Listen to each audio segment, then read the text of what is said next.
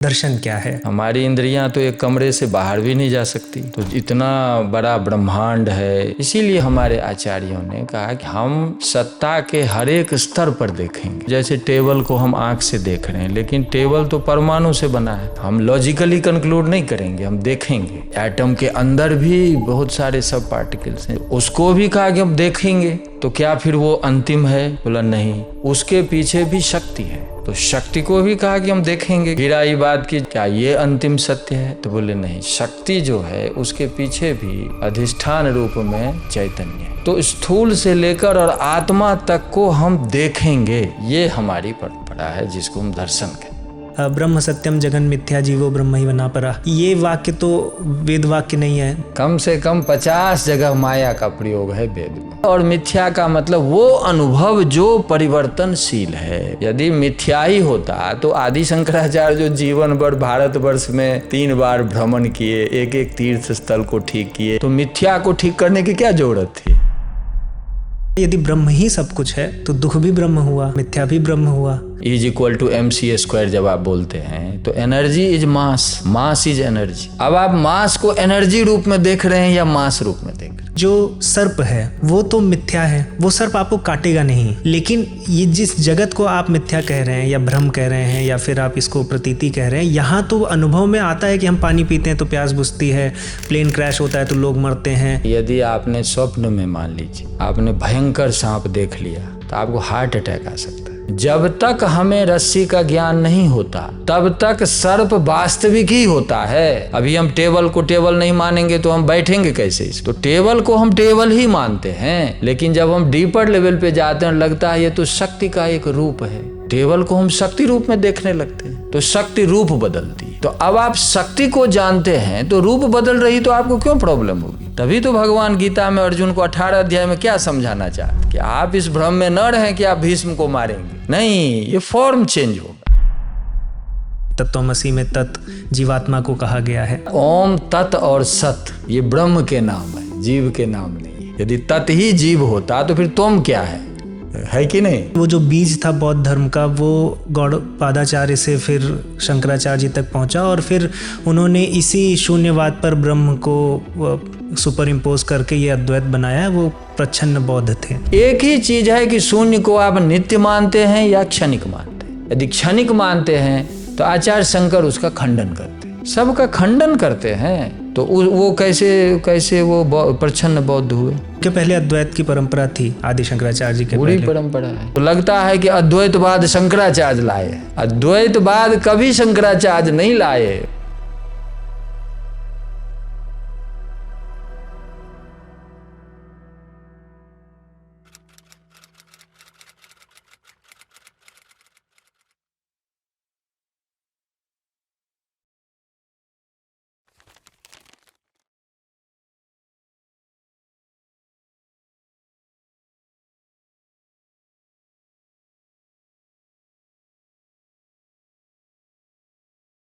आचार्य जी नमस्ते।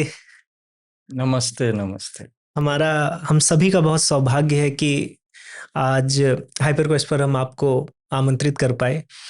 वेदांत दर्शन पर एक श्रृंखला मैं कर रहा हूँ, उसमें मैंने द्वैत पर पॉडकास्ट किया है एक आचार्य से।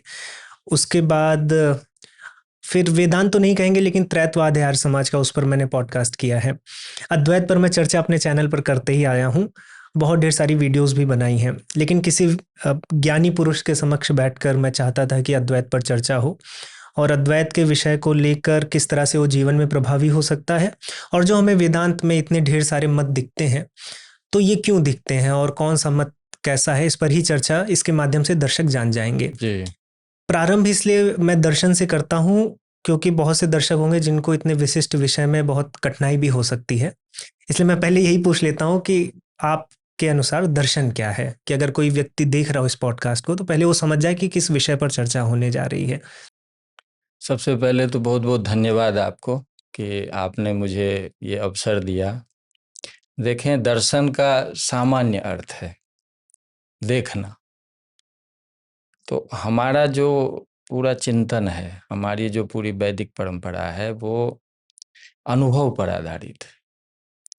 अनुभव पर आधारित है, इसीलिए हम वेद के जो अधिष्ठाता आचार्य जितने हैं उनको हम ऋषि कहते हैं। तो ऋषि का अर्थ ही होता है ऋषिर दर्शनात्, जिन्होंने अनुभव किया है, जिन्होंने देखा है। लेकिन अब समस्या है कि जो देखते तो हम भी हैं, तो क्या यही दर्शन है सारा? तो हमारे आचार्य लोग इसमें स्पष्ट करते हैं कि जब हम दर्शन की बात करते हैं तो हम सत्ता जो भी है उसके हर एक स्तर पे देखने की बात करते हैं। जैसे अभी हम आँख से देख रहे हैं या हमारी जो ज्ञानेंद्रियां हैं उससे हम अनुभव करते हैं, तो इसको ये सिर्फ स्थूल विषय का अनुभव करते हैं। जैसे हमारे सामने टेबल है, हमारे सामने ये सारी चीज़ें हैं, तो इसका हम आँख से दर्शन कर रहे हैं और उसके आधार पर जो अनुभव होता है वह अनुभव संशय रहित होता है। तो संशय रहित होता है, इसीलिए इसका हम जीवन में प्रयोग करते हैं। यदि संशय कहीं होता है तो व्यक्ति प्रयोग नहीं कर सकता। तो इसीलिए हम जब दर्शन की बात करते हैं तो सबसे पहला तो इंद्रिय से जो देखते हैं, लेकिन उसमें भी वैलिडिटी होनी चाहिए। एक बात यह है, लेकिन क्या यही सब कुछ है? हमारी इंद्रियां तो एक कमरे से बाहर भी नहीं जा सकती। तो इतना बड़ा ब्रह्मांड है, इतनी गैलेक्सीज हैं, इतने हमारे जो प्लैनेटरी सिस्टम है, पूरा प्रकृति है, हम हैं, तो इसमें तो फिर व्यवहार हमारा बहुत सीमित हो जाएगा। इसीलिए हमारे आचार्यों ने कहा कि नहीं, हम सत्ता के हर एक स्तर पर देखेंगे। तो सत्ता के हर एक स्तर पर देखेंगे तो जैसे टेबल को हम आँख से देख रहे हैं, लेकिन टेबल तो परमाणु से बना है, तो परमाणु को हम आँख से नहीं देखते, लेकिन परमाणु तो है। तो इसलिए हमारे ऋषियों ने जो एक वैज्ञानिक पद्धति विकसित की वो है योग की पद्धति। और उस योग के द्वारा मन को इस प्रकार ट्रेंड करना कि हम सूक्ष्म विषय को भी वैसे ही देख सकते हैं जैसे हम आँख से देख सकते हैं। तो इसीलिए हमारे ऋषियों ने कहा कि जो टेबल जो है वो परमाणु से बना है। आज एटॉमिक थियरी वेल इस्टेब्लिश्ड है ग्लोबल लेवल पे भी, लेकिन हमारे आचार्य वहीं नहीं रुके। वो कहे कि नहीं, इससे और भी इसका कारण है। ऐसा नहीं कि परमाणु ही फंडामेंटल है। तो उसका कारण क्या है? तो हमारे ऋषियों ने कहा कि नहीं, तन्मात्रा है। तन्मात्रा का मतलब आज के कॉन्टेक्स्ट में आप कहें कि सब पार्टिकल, कि एटम के अंदर भी बहुत सारे सब पार्टिकल्स हैं जो एटम को कॉन्स्टिट्यूट करता है। तो उसको भी कहा कि हम देखेंगे, हम लॉजिकली कंक्लूड नहीं करेंगे, हम देखेंगे। तो उसको भी देखा। तो क्या फिर वो अंतिम है? बोला नहीं, उसके पीछे भी शक्ति है। वो शक्ति ही अपने को सब पार्टिकल के रूप में या तन्मात्रा के रूप में प्रकट करती है। तो शक्ति को भी कहा कि हम देखेंगे कि शक्ति का क्या स्वरूप है। फिर आई बात की जो क्या ये अंतिम सत्य है? तो बोले नहीं, शक्ति जो है उसके पीछे भी अधिष्ठान रूप में चैतन्य है। वही चैतन्य जब फंक्शनल होता है तो उसको हम शक्ति कहते हैं, और वही जब नॉन फंक्शनल होता है तो निर्गुण निराकार हो जाता है। तो हमारे ऋषियों ने वहां तक देखा। तो स्थूल से लेकर और आत्मा तक को हम देखेंगे। यत् साक्षात अपरोक्षात ब्रह्म, बृहदारण्यक उपनिषद को कहा है। तो आप दर्शन को ऐसे समझें कि दर्शन का मतलब अनुभव हम करेंगे, लेकिन हर एक लेवल पे अनुभव करेंगे। और जब तक आप परम तत्व या शुद्ध चैतन्य का अनुभव नहीं कर लेते, तब तक आप अपनी पूर्णता को नहीं समझते। अभी भी हम आंख से देख रहे हैं, लेकिन क्या हमको लग रहा है कि हमारी पूर्णता है? हमें लग रहा है कि कहीं न कहीं हम जो अप्रोक्सीमेशन पे है, हम थोड़ा जान रहे हैं। इससे आगे कोई आपको प्रश्न पूछता है तो आप चुप हो जाएंगे, कहेंगे कि नहीं, इसके आगे मैं नहीं बता सकता। क्यों नहीं बता सकते? क्योंकि इंद्रियों का अपना सामर्थ्य जो है वो सीमित है। तो इंद्रियां जितना दिखा सकती है उतना दिखाती है, लेकिन हमारे ऋषियों ने उसके बाद जो डेवलप किया मेथड, वो आपके मन को, आपके जो और इंस्ट्रूमेंट है उसको इतना वो सामर्थ्य प्रदान करता है कि धीरे धीरे धीरे आपकी देखने की शक्ति बढ़ती जाती है और अंततः कहते हैं चैतन्य का जो अनुभव होता है वह इन सब से नहीं होता, लेकिन ये सब आपको वहां तक पहुंचा देती है। तो मूल रूप में आप दर्शन को ये समझें कि स्थूल से लेकर और आत्मा तक का जो अनुभव है उसको हम दर्शन कहते हैं।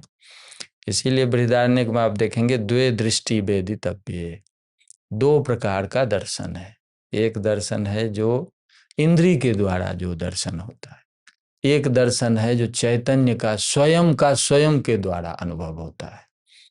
लेकिन दोनों मिलाकर के दर्शन है और ये वेस्टर्न से कंप्लीटली डिफरेंट है, क्योंकि वेस्टर्न के जो स्कॉलर हैं उन्होंने कभी भी इंद्रिय गम्य जो विषय है उसको महत्व तो नहीं दिया। और प्लेटो से लेकर रेने डेकार्ट तक आप आ जाएं तो आपको सब कहेंगे कि ये इंद्रियों से जो अनुभव होता है ये बड़ा तुच्छ है, ये बड़ा लिमिटेड है, इसका इसका इस पे विश्वास आप नहीं कर सकते। तो कैसे कर सकते हैं? तो कहते हैं कि हम लॉजिकली जो स्टैब्लिश करेंगे वही अंतिम सत्य है, वही हम उसको मानेंगे। तो इसके कारण आप देखेंगे कि वहाँ सब चाह रहे हैं कि हम लॉजिकली इस्टेब्लिश करें हर एक चीज़ को, लेकिन हमारे यहाँ ये चीज़ नहीं है। हमारे यहाँ है कि नहीं, हमारा जो ऐन्द्रिक अनुभव है वह भी उतना इम्पोर्टेंट है जितना कि सूक्ष्म का अनुभव है, जितना कि कारण का अनुभव है और जितना कि आत्म साक्षात्कार है। अब आदि शंकराचार्य का गीता भाष्य ले लें तो वो कहते हैं कि श्रुति सतम अपि शीतः अग्नि अप्रकाशो वा इति प्रमाणयितुम न शक्नोति। यदि 100 वेद एक साथ कह दे कि अग्नि जो है वो शीतल है और जल जो है उष्ण है, इसको प्रमाणित नहीं किया जा सकता, तो फिर वेद की क्या आवश्यकता है, ऋषि की क्या आवश्यकता है? आवश्यकता ये है कि जहां तक हमारी इंद्रियां कार्य कर रही है वहां तक उसकी वैलिडिटी है, लेकिन जहां इंद्रियां काम नहीं करती, जैसे शक्ति का क्या स्वरूप है, जैसे चैतन्य का क्या स्वरूप है, वो अतीन्द्रिय विषय है। वहां वेद के ऋषि जो हैं वो जो अनुभव के आधार पर बात कहते हैं तो वो हमारे लिए उपयोगी होता है। लेकिन हम ऋषि की बात का जब अध्ययन करते हैं, उसके अर्थ को समझते हैं, तब भी ऋषि हमें क्या कहते हैं कि केवल सुनकर के नहीं आपको बैठ जाना है, आपको भी उसी तरह का अनुभव करना है। इसलिए आप देखेंगे कि भारत की परंपरा में सबके जीवन का अंतिम लक्ष्य होता है कि आत्म साक्षात्कार करें, क्योंकि वो उसको हम एब्सोल्यूट रियलाइजेशन या एब्सोल्यूट एक्सपीरियंस मानते हैं। क्यों मानते हैं? क्योंकि उसके बाद किसी और एक्सपीरियंस की जरूरत नहीं होती। अभी जो हमारा एक्सपीरियंस है उसके बाद अलग एक्सपीरियंस की जरूरत होती है। हमें खाली खालीपन सा लगता है, हमारा सुख जो है वो सीमित जैसा लगता है। लेकिन जो हमारे ज्ञानियों ऋषियों ने उस लेवल तक का जो अनुभव किया है, उनका ये निष्कर्ष है कि तरति शोकम आत्मवित्, उस स्थिति का अनुभव होने से दुख स्पर्श नहीं कर सकता, और विज्ञानम आनंदम ब्रह्म, वही परम आनंद का स्वरूप है। जैसे सुषुप्त अवस्था में आपका सारा भेद समाप्त हो जाता है। सुषुप्त अवस्था में कोई डिप्रेशन नहीं होता, सुषुप्त अवस्था में कोई ऐसा नहीं होता कि मैं छोटा, ये बड़ा, ये गरीब, ये अमीर, ये अमेरिका, ये भारत, ये साउथ अफ्रीका, ये कभी किसी के मन में नहीं आता। तो वो स्टेट जो है वही हैप्पीनेस का स्टेट है, सुख का स्टेट है। तो यदि हम जागृतावस्था में भी हम उस अवस्था को प्राप्त कर लें तो हम जीते जागते हम सुखी रहेंगे, हम दुख को स्पर्श नहीं कर सकते। ये सब अनुभव से होता है। इसीलिए भारत का दर्शन जो है वो पूरा का पूरा अनुभव प्रधान दर्शन है। वेस्ट में क्या है कि अनुभव को हम खारिज करते हैं और केवल तार्किक विश्लेषण को हम ले आते हैं। तो परिणाम ये क्या होता है कि हर एक 10 साल के बाद नई थियरी आती है और लोग कंफ्यूज्ड है कि मैं कौन थियरी अपनाऊं। लेकिन अनुभव जब एक बार आपको हो जाएगा तो वो दुनिया का कोई व्यक्ति यदि अनुभव कर ले तो उसमें एक दृष्टि बन जाती है। हम जिस टेबल पे बैठे हैं बात कर रहे हैं, ये अफ्रीका का व्यक्ति टेबल को देखेगा तो भी टेबल ही समझेगा, और हम आप देखेंगे तो भी टेबल ही समझेंगे। तो इसीलिए आदि शंकराचार्य कहते हैं कि knowledge should be object oriented. ज्ञान या अनुभव जो होता है उसमें मूल प्रधानता उस वस्तु की होती है जिसका हम अनुभव करते हैं, और वो वस्तु यदि प्रधान होता है तो दुनिया का कोई व्यक्ति करे एक ही अनुभव होगा। लेकिन केवल जब हम बुद्धि का व्यापार करते हैं, तो आपका यदि बहुत इंटेलिजेंट माइंड है तो आप टेबल को कुर्सी बना सकते हैं व्याख्या करके। रघुनाथ शिरोमणि थे, वो क्या कहा करते थे कि हमें कोई कहे तो तर्क से सिद्ध कर देंगे कि अभी दिन नहीं है रात है। तो केवल तर्क जब होता है तो बुद्धि का प्रयोग होता है, अब बुद्धि के प्रयोग say anything can be constructed. लेकिन अनुभव में दो तरह का नहीं होता, अनुभव एक ही तरह का होता है। ये मूलतः दर्शन है जिसके कारण भारत में वेद से सारी चीजें आरंभ हुई और अनुभव के आधार पर आरंभ हुई, और आज तक हम उस दर्शन को मानकर चल रहे हैं। फिलॉसफी और दर्शन में मूल अंतर यही है कि philosophy is generally developed through logical analysis, no, दर्शन इज बेस्ड ऑन एक्सपीरियंस। तो ये हमारी परंपरा है जिसको हम दर्शन कहते हैं। आचार्य जी, आपने बताया कि दर्शन अर्थात अनुभव, और आपने ये भी बताया कि अनुभव यदि अगर हम करते हैं तो हमें एक जैसा अनुभव होगा। लॉजिक से तो हम अलग अलग चीज़ों की थ्योरी हम प्रतिपादित कर सकते हैं। फिर हमारी ही भारतीय परंपरा में यदि अनुभव से ही हम चल रहे हैं तो इतने तरह के दर्शन क्यों फिर आ गए? और हर दर्शन, हर परंपरा में कुछ ना कुछ आचार्य या विद्वान या सिद्ध योगी हुए हैं जो उस अनुभव को पाए हैं। चाहे आप द्वैत की परंपरा को देखें, विशिष्टाद्वैत की देखें, शुद्ध अद्वैत या अद्वैत। तो जब अनुभव कर रहे हैं और अनुभव हमें उसी परम तत्व का करना है तो सबका एक सा क्यों नहीं है? सब में इतना भेद दिखता क्यों है? और क्यों परंपराएं एक दूसरे से शास्त्रार्थ करती रही हैं? ये एक प्रश्न यहाँ पर उठता है। हाँ, ये बहुत महत्वपूर्ण प्रश्न है। देखें, अनुभव प्रमाण है, इसमें तो कोई संदेह नहीं है, लेकिन हर एक व्यक्ति का अनुभव किस लेवल का है। अब जैसे अभी जो हमारे जो करोड़ों लोग हैं वो केवल इंद्री से अनुभव करते हैं, तो आप कहेंगे कि वो तो कहेंगे कि इंद्री को बहुत पसंद है सारी चीजें। तो जो चार्वाक का व्यू है हमारा कि इंद्री को जो पसंद है वही जीवन का सुख है, लेकिन उनका जो अनुभव है वो केवल स्थूल तक अनुभव है। लेकिन किसी व्यक्ति ने एटम का अनुभव किया है, किसी व्यक्ति ने अभी जो हमारे यहाँ के कनाद हैं या जो हमारे न्याय दर्शन के गौतम हैं, या आप वेस्टर्न का भी ले लीजिए, ल्यूसिपस है, डेमोक्रिटस है, बाद में डाल्टन हुआ, इवन न्यूटन इत्यादि हुए, वो भी कहते हैं कि एटम फंडामेंटल है, लेकिन एटम से आगे नहीं जा पाए। समझ गए ना? इसके आधार पे एटॉमिक थियरी डेवलप हुई।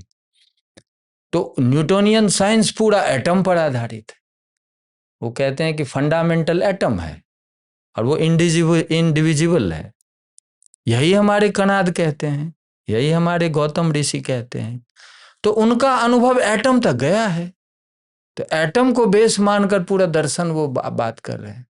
लेकिन 1898 में जे थॉमसन ने एटम को ब्रेक कर दिया। तो ब्रेक कर दिया तो देखा कि हर एक एटम का अपना संसार है, उसके अंदर इलेक्ट्रॉन है, प्रोटॉन है, न्यूट्रॉन है, आज तो 200 ट्रॉन है। तो अब जे थॉमसन तो एटम के अंदर चला गया ना। वैसे ही जब आप योग और सांख्य देखेंगे, तो योग सांख्य देखेंगे तो वो तो कहते नहीं, एटम कोई फंडामेंटल चीज नहीं है, एटम के पहले तन्मात्रा है। अब योग सूत्र व्यास भाष्य में देखेंगे तो कहेंगे तन्मात्रा से एटम बना है। तो तन्मात्रा पे पहुंच गए और यहीं नहीं रुके, बोले तन्मात्रा भी कोई अंतिम सत्य नहीं है, तन्मात्रा के पीछे तामसिक अहंकार है।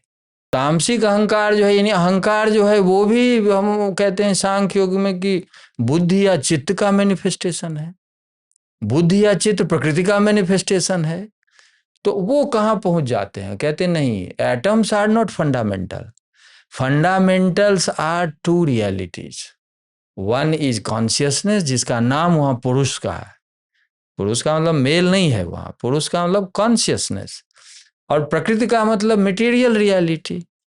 तो पुरुष और प्रकृति कहते हैं ये दो फंडामेंटल है, और प्रकृति से ही संपूर्ण सृष्टि होती है। तो अब उनका दर्शन कहाँ पहुंच गया? परमाणु से प्रकृति पर पहुंच गया, शक्ति पर पहुंच गया।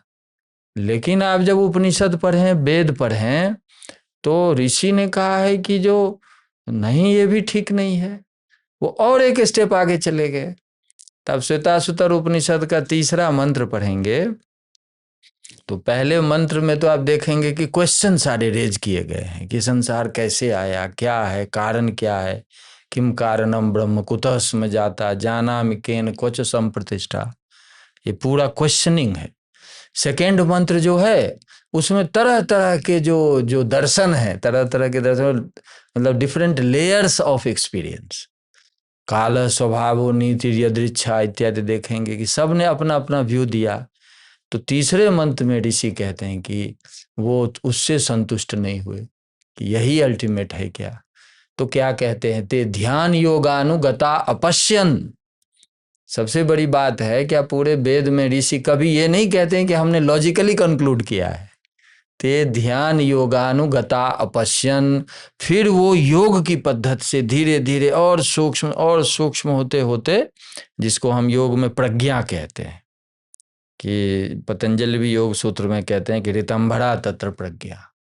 प्रज्ञा बुद्धि का वो रूप है जो इतना माइन्यूट और इतना फोकस्ड होता है कि वो किसी लेवल पे जाके एक्सपीरियंस करा सकता है।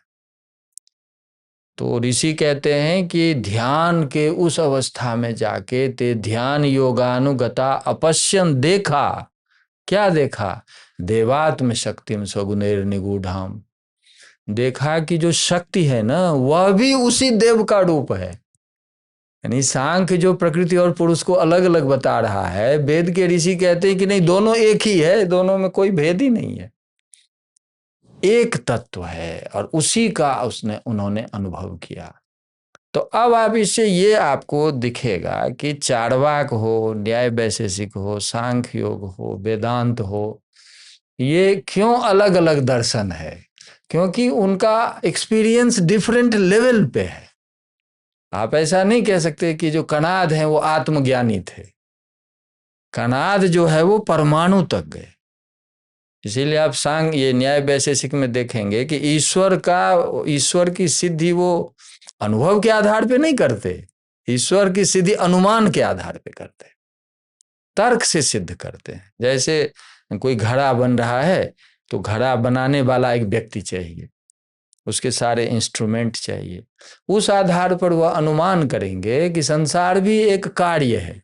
जैसे घट एक कार्य है, तो यदि घट कार्य है तो संसार भी कार्य है, तो संसार का बनाने वाला एक चेतन तत्व चाहिए, जैसे घट का बनाने वाला कोई कुंभकार चाहिए।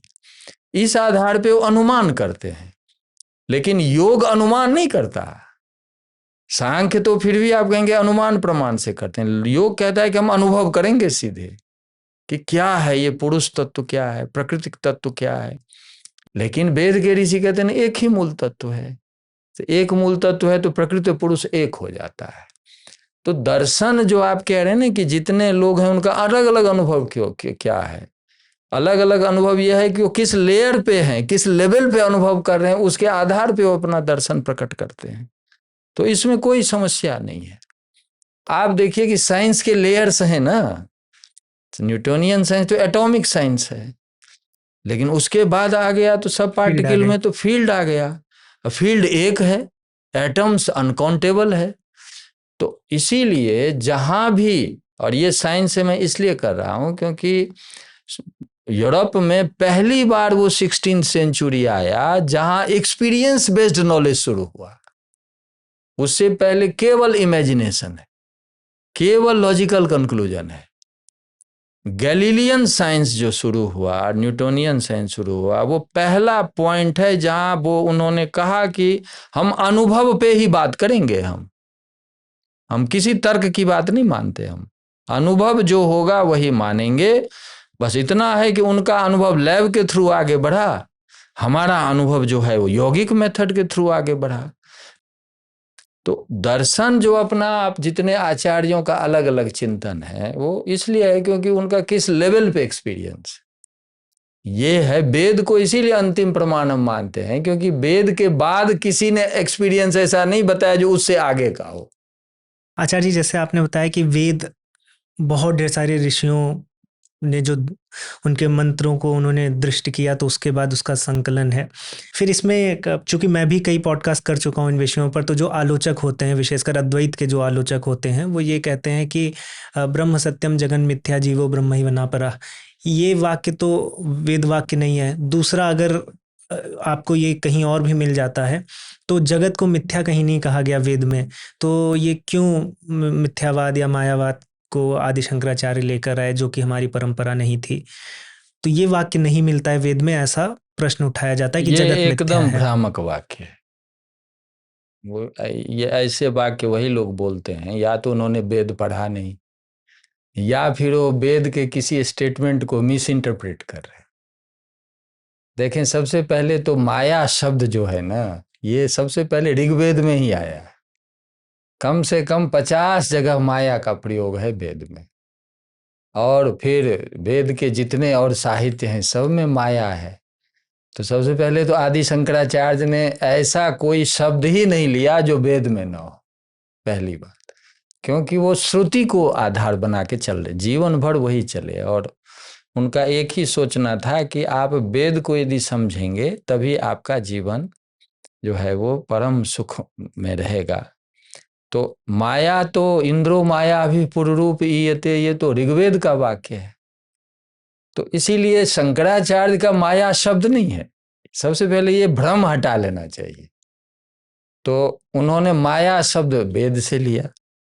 यही बात बृहदारण्यक में भी रिपीट हुआ है, जो ऋग्वेद का है कि इंद्रो माया भी पुरुरूपीयते। और माया मायाम तो प्रकृतिम विद्यात माइनम तो महेश्वरम, ये श्वेतासुतर उपनिषद का है। तो आप देखेंगे कि वेद में पूरे लिटरेचर में 100 से ज्यादा बार माया शब्द का आया है प्रयोग। तो ये तो पहले ही मन से हटा लेना चाहिए कि शंकर जो थे वो मायावादी थे। नहीं, शंकर वेद को लाना चाहते थे, और वेद का एक प्रमुख विषय माया है। क्यों माया है? क्योंकि माया वो शक्ति है जिस शक्ति से एक अनेक रूपों में अनुभव आने लगता है। और ये ऋषि ने स्वयं ही कहा है कि इंद्र, तो इंद्र का मतलब वहां आत्मा है। तो इंद्र शब्द का जो एक अर्थ है ना, इन नाम है विषय का, और द्रवति मतलब गच्छति। तो इन मतलब विषयान प्रति गच्छति थी इंद्र। जो विषय से जो जुड़ जाता है चैतन्य, उसको इंद्र कहते हैं। तो वो जो इंद्र एक है, वही इंद्र अपनी माया के द्वारा अनेक रूपों में दिखाई देता है। तो माया शब्द तो वेद का शब्द है। आचार्य शंकर ने, आप देखेंगे कि जितने शब्द हैं वो सब वेद के ही शब्द प्रयोग करते हैं। अब मैं ये क्वेश्चन रख रहा हूं कि जो जैसे भक्ति वेदांत के कई लोग हैं, जैसे और भी लोग बोलते हैं कि ये मायावादी हैं शंकर, तो मायावादी का मतलब वेदवादी। तो जो माया को नहीं मानते वो तो फिर वेद को नहीं मानते, क्योंकि माया शब्द तो ऋषि का है। दूसरी बात, आपने मिथ्या की बात कही, तो आप ये भी वेद का है। मिथ्या के बदले वेद में अनृत शब्द का प्रयोग, अनृत। तो अनृत का मतलब नानृतम, न अनृतम का मतलब अनृत और मिथ्या उसको कहते हैं। आप इसको जब ठीक से देखेंगे तो जैसे सत्यम ज्ञानम अनंतम ब्रह्म है, तैत्तिरीय उपनिषद का वाक्य है ये। तो सत्यम ज्ञानम अनंतम ब्रह्म, अब सत्य क्या है? तो आदि शंकराचार्य इसकी व्याख्या करते हैं कि सत्य का मतलब यद रूपेण यद निश्चितम तद यदि न व्यभिचरति तत् सत्यम। एक बार जिसका जिस रूप में अनुभव हो गया, यदि वो कभी न बदले अनुभव, तभी सत्य, उसको सत्य कहेंगे। और यद रूपेण यद निश्चितम तद यदि व्यभिचरति तत् अनृतम। एक बार जैसे भी टेबल का अनुभव हमें हो रहा है या किसी व्यक्ति का अनुभव हो रहा है, पता चला कि कल उनकी मृत्यु हो गई, तो उस शरीर का कल तो अनुभव नहीं होगा ना, समाप्त हो गया। तो उसको क्या कहेंगे? एक बार जो अनुभव हुआ वो अनुभव यदि बदल जाए, उसी को अनृत कहते हैं। अनृतम नाम मिथ्या। अनृत और मिथ्या का मतलब वो अनुभव जो परिवर्तनशील है, उसका नाम मिथ्या है। यदि मिथ्या ही होता तो आदि शंकराचार्य जो जीवन भर भारतवर्ष में 3 बार भ्रमण किए, एक एक तीर्थ स्थल को ठीक किए, एक एक समाज में उस समय जितनी कुरीतियां थी उसको ठीक किए, तो मिथ्या को ठीक करने की क्या जरूरत थी? नहीं, हम परिवर्तनशील जगत में रह रहे हैं और परिवर्तनशील जगत के द्वारा ही हम आत्मा तक पहुंच सकते हैं। ऐसा नहीं है कि हम शरीर अभी हट जाए और हम आत्मज्ञानी हो जाएंगे। नहीं, ऋषि कहते हैं कि इहचे दवेदी दत् सत्यम अस्ति। इसी शरीर में आप सब लेवल पे जा सकते हैं। इसी शरीर में स्थूल भी समझ सकते हैं, इसी शरीर के अंदर सूक्ष्म भी है, इसी शरीर के अंदर कारण भी है, और इसी शरीर के अंदर परम तत्व शुद्ध चैतन्य भी है। और अंत में मेथड क्या बताया हमारे ऋषि ने? तो भूतेषु भूतेषु विचिन्त्य धीरा प्रेत्यास्मालोकादमृता भवन्ति। इसी परिवर्तनशील जगत में ढूंढते ढूंढते जब आप उस अपरिवर्तनशील सत्य को खोज लेंगे तो आप ही के अंदर वो तत्व है जो अमृत है। तो जब तक आप शरीर रूप में हैं तब तक आपको मृत्यु से भय लगता है, क्योंकि ये तो बदलने वाला है। लेकिन इसी में जो शुद्ध चैतन्य है, जब उसको जान लेते हैं तो अमृता भवन्ति, तो वो फिर अमृत हो जाता है, यानी अपरिवर्तनशील हो जाता है। परिवर्तनशील जगत का वो स्वरूप जिसके थ्रू आप अपरिवर्तनशील पर जाते हैं, इसको मिथ्या कहते हैं। यानी ये बदलने वाला जो भी विषय है वो मिथ्या कहलाता है। तो ये एक दार्शनिक शब्दावली है, समझ गए ना? इसको लोगों ने, फिर मैं कहा कि वो बायस्ड लोग जो हैं, या तो बायस्ड हैं या वो ग्रंथ को ठीक से पढ़े नहीं है, इसीलिए मिथ्यावादी हैं। मिथ्यावादी नहीं है। जो हमारे ईशावास्य उपनिषद के पहले मंत्र में है कि ईशावास्यमिदं सर्वम यत् किंच जगत्याम जगत, जगत्याम जगत, ये जो परिवर्तनशील जगत है उसमें जो एक ईश तत्व है जो सब जगह व्याप्त है, इसको जो जानता है तो फिर तेन त्यक्तेन भुंजी था। तो फिर आपका परिवर्तनशील जगत आपको प्रभावित नहीं करता। अभी प्रभावित कर रहा है। अभी यदि कोई कहे कि तुम्हारा घर मेरा है तो हम विचलित हो जाएंगे। अभी कोई कहे कि तुम सैलरी तुम्हारी जो है मैं अभी लूट लूंगा, तुम्हारी धन संपत्ति मैं ले लूंगा, तो हमें बहुत कष्ट होगा। कष्ट क्यों होगा? क्योंकि परिवर्तनशील जगत को हम वास्तविक मान के चल रहे हैं। आचार्य शंकर वही कह रहे हैं कि ये मिथ्या का मतलब ये परिवर्तनशील है, और ऋषि ने ये कहा है कि परिवर्तनशील के थ्रू ही हम अपरिवर्तनशील तक पहुंच सकते हैं। इसलिए सत्य और असत्य, या सत्य और अनृत, और सत्य और मिथ्या की बात करते हैं।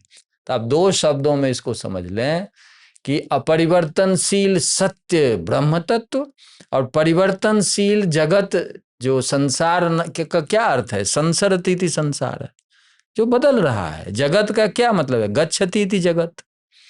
जो परिवर्तनशील संसार है वो उसी का एक टेक्निकल नाम है मिथ्या। समझ गए ना? इसलिए भी थोड़ा उन्होंने दिया क्योंकि आप इस परिवर्तनशील से बंधे ना। क्योंकि जो व्यक्ति ऐसा मान लेता है ना कि शरीर ही अंतिम सत्य है, तो आप देखते हैं छोटी सी बीमारी हो जाती है तो कांप जाता है कि जो अरे अब क्या होगा मेरा। कोई कैंसर का नाम सुन ले तो वो आधा तो तभी मर जाता है। क्यों मर जाता है? क्योंकि वो अब शरीर को मान रहा है कि मैं ऐसे ही रहूंगा। शरीर तो बदलेगा, अब कैंसर से बदले या किसी और कारण से बदले। तो आप इसको परिवर्तनशील माने, इसको मिथ्या माने, और तदन रूप जीवन के एक एक चीज को आगे बढ़ाएं, तो आप इस संसार को भी एंजॉय कर सकते हैं। लेकिन एंजॉय करते हुए आपको ये एहसास होता है कि ये एंजॉयमेंट बदल जाएगा। ठीक है ना? तो ये मूल विषय है जिसको जो ऋषि ने हमें समझाया है उसको आचार्य शंकर इस रूप में प्रतिपादित करते हैं। आचार्य जी, अभी बहुत ध्यान से ही मैं सुन रहा हूँ, और एक प्रश्न मेरे मन में ये आया कि आपने परिवर्तनशील जगत की बात की और अपरिवर्तनशील ब्रह्म की बात की। तो यदि ब्रह्म सब कुछ है तो ये परिवर्तनशील जगत भी ब्रह्म है? यदि ब्रह्म के रूप में मानते हैं तो आपकी दृष्टि है ना। यदि किसी ने ब्रह्म के रूप में जगत को देख लिया तो अपरिवर्तनशील है। अब मैं एक साइंस का फिर उदाहरण दे रहा हूँ।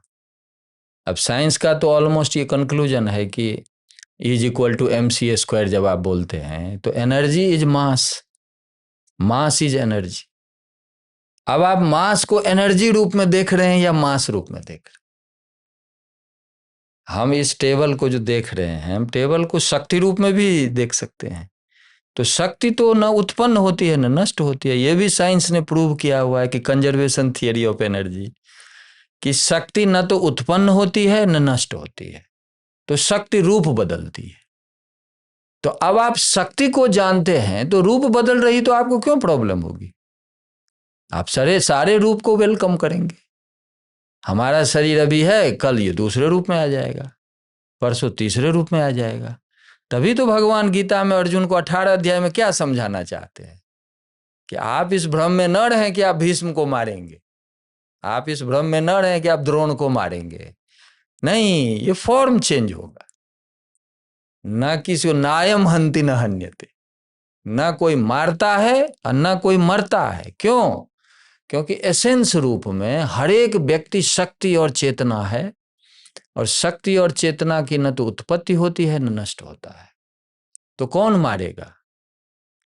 मारने का मतलब है फॉर्म बदल जाना। तो फॉर्म बदल जाना तो बदल जाए, वो तो आप नहीं मारेंगे तो भी 11वें अध्याय में दिखाया कि फॉर्म बदलेगा। तो इसलिए ये जो सारी चीजें हैं वो आप कहां से देख रहे हैं उसको। आइंस्टाइन को 75 साल की उम्र में बोला डॉक्टर कि आप एक ऑपरेशन कर देते हैं तो आप और भी जी सकते हैं। आइंस्टाइन बोला कि I am satisfied, I don't want any operation, further operation. नहीं करवाए वो। तो हम यदि ये जो आदमी is equal to M C square सिद्ध कर रहा है कि एनर्जी मास है, मास एनर्जी है, वो मास एनर्जी बने, एनर्जी मास बने, उनमें उसको क्या प्रॉब्लम होगी? प्रॉब्लम ये है कि मास जो है वो चेंजेबल है। आप इसी को रियल मान रहे हैं और इसके आधार पे जीवन को कैलकुलेट कर रहे हैं। तो ये जो समस्या है ना, वो इसकी समस्या है कि आपकी अंडरस्टैंडिंग कहाँ है। आचार्य शंकर जब बात कर रहे हैं तो वो बात कर रहे हैं कॉन्शियसनेस के पॉइंट ऑफ व्यू से। क्योंकि ऋषि क्या कह रहे हैं? नेह नानास्ति किंचन, कह रहे हैं it is only energy and consciousness that exist, other things do not exist. तो किस पॉइंट ऑफ व्यू से बोल रहे हैं? वो शक्ति की दृष्टि से बोल रहे हैं।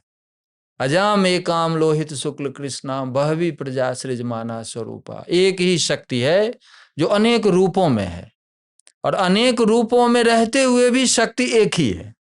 अब समझ रहे ना? अब दुर्गा सप्तशती का एक बड़ा सुंदर सा एक आपको सेंटेंस है। आप जितना हम कहते हैं या देवी सर्वभूतेन, या हम पढ़ते रहते हैं, लेकिन एक सेंटेंस जो उसमें है कि एक ही वाहम जगत्यत्र द्वितीया का ममा पड़ा, मैं अकेली हूं, दूसरा है कौन। मतलब क्या हुआ कि it is only energy that exist and that energy is always singular. समझ गए ना? Plurality is nothing but it's form. समझ गए ना? तो इस दृष्टि से जब कोई सोच रहा है तो उसके लिए तो एक ही तत्व है ना। अब गोल्ड जो है वो गोल्ड का टुकड़ा है। अब गोल्ड के टुकड़े से 10 आभूषण बन गए तो 10 फॉर्म बन गए। अब 10 फॉर्म के आधार पे 10 नाम हो गए। किसी को आप अंगूठी बोल रहे हैं, किसी को नेकलेस बोल रहे हैं, किसी को कुछ और बोल रहे हैं। लेकिन आरुणिउद्दालक कहते हैं कि क्या गोल्ड से अलग कुछ है वो? या फॉर्म जो दिख रहा है वो भी गोल्ड से अलग कहीं फॉर्म हवा में है क्या? फॉर्म भी गोल्ड का ही है। और गोल्ड जो है वो आपने फॉर्म जनरेट कर दे तो भी सब जगह गोल्ड ही रहेगा। इसीलिए जिसकी गोल्ड वाली बुद्धि हो गई वो 10 ऑर्नामेंट में भी उसको गोल्ड ही दिखाई देगा। और यदि कोई गोल्ड को भूल गया और केवल फॉर्म के बेस पे बात कर रहा है, तो कोई कहेगा मुझे अंगूठी पसंद नहीं है तो नेकलेस पसंद है, कोई कहेगा ये पसंद नहीं है। वो गोल्ड को नहीं डिसलाइक कर रहा है, वो फॉर्म को डिसलाइक कर रहा है। इसीलिए ऋषि कहते हैं कि एक ही चेतन शक्ति, एक ही चेतन तत्व या उसकी शक्ति का ही सारा रूप है। आप यदि गहनता से देखेंगे तो वो शक्ति के अतिरिक्त तो कुछ नहीं है, लेकिन जब आप फॉर्म को बेस बनाते हैं तो आपको लगेगा कि जो आप अलग हैं, मैं अलग हूं, टेबल अलग है, ये अलग है।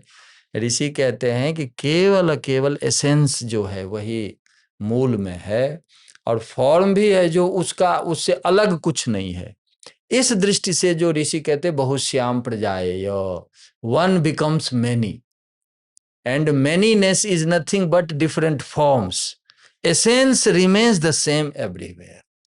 इस दृष्टि से देखेंगे तो सारा मैथमेटिकल जो है ना आपको एप्लीकेशन दिखेगा, सब क्लियर है, कोई दिक्कत नहीं।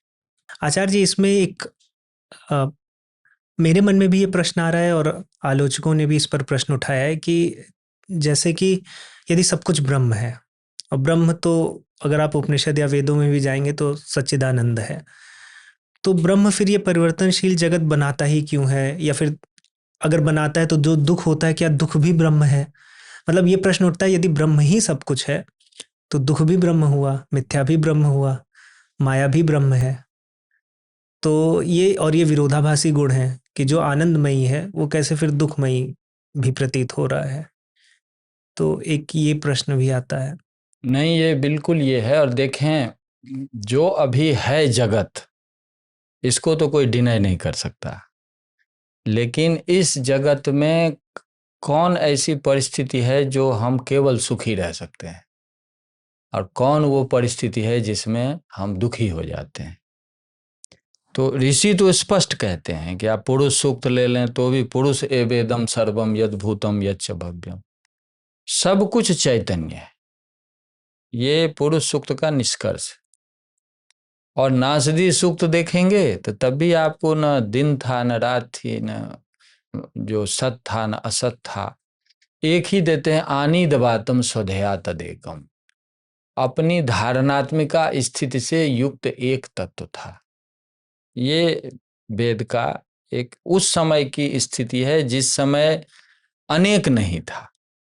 हमारे ऋषि यही कह रहे हैं कि जब कार्य अपने कारण में चला जाता है, देखते हैं ना, जब वृक्ष जो है जब अंत में किस में कन्वर्ट हो जाता है, बीज में कन्वर्ट हो जाता है, और बीज जो है वह उचित अवसर जब आए तो फिर वृक्ष बन जाता है।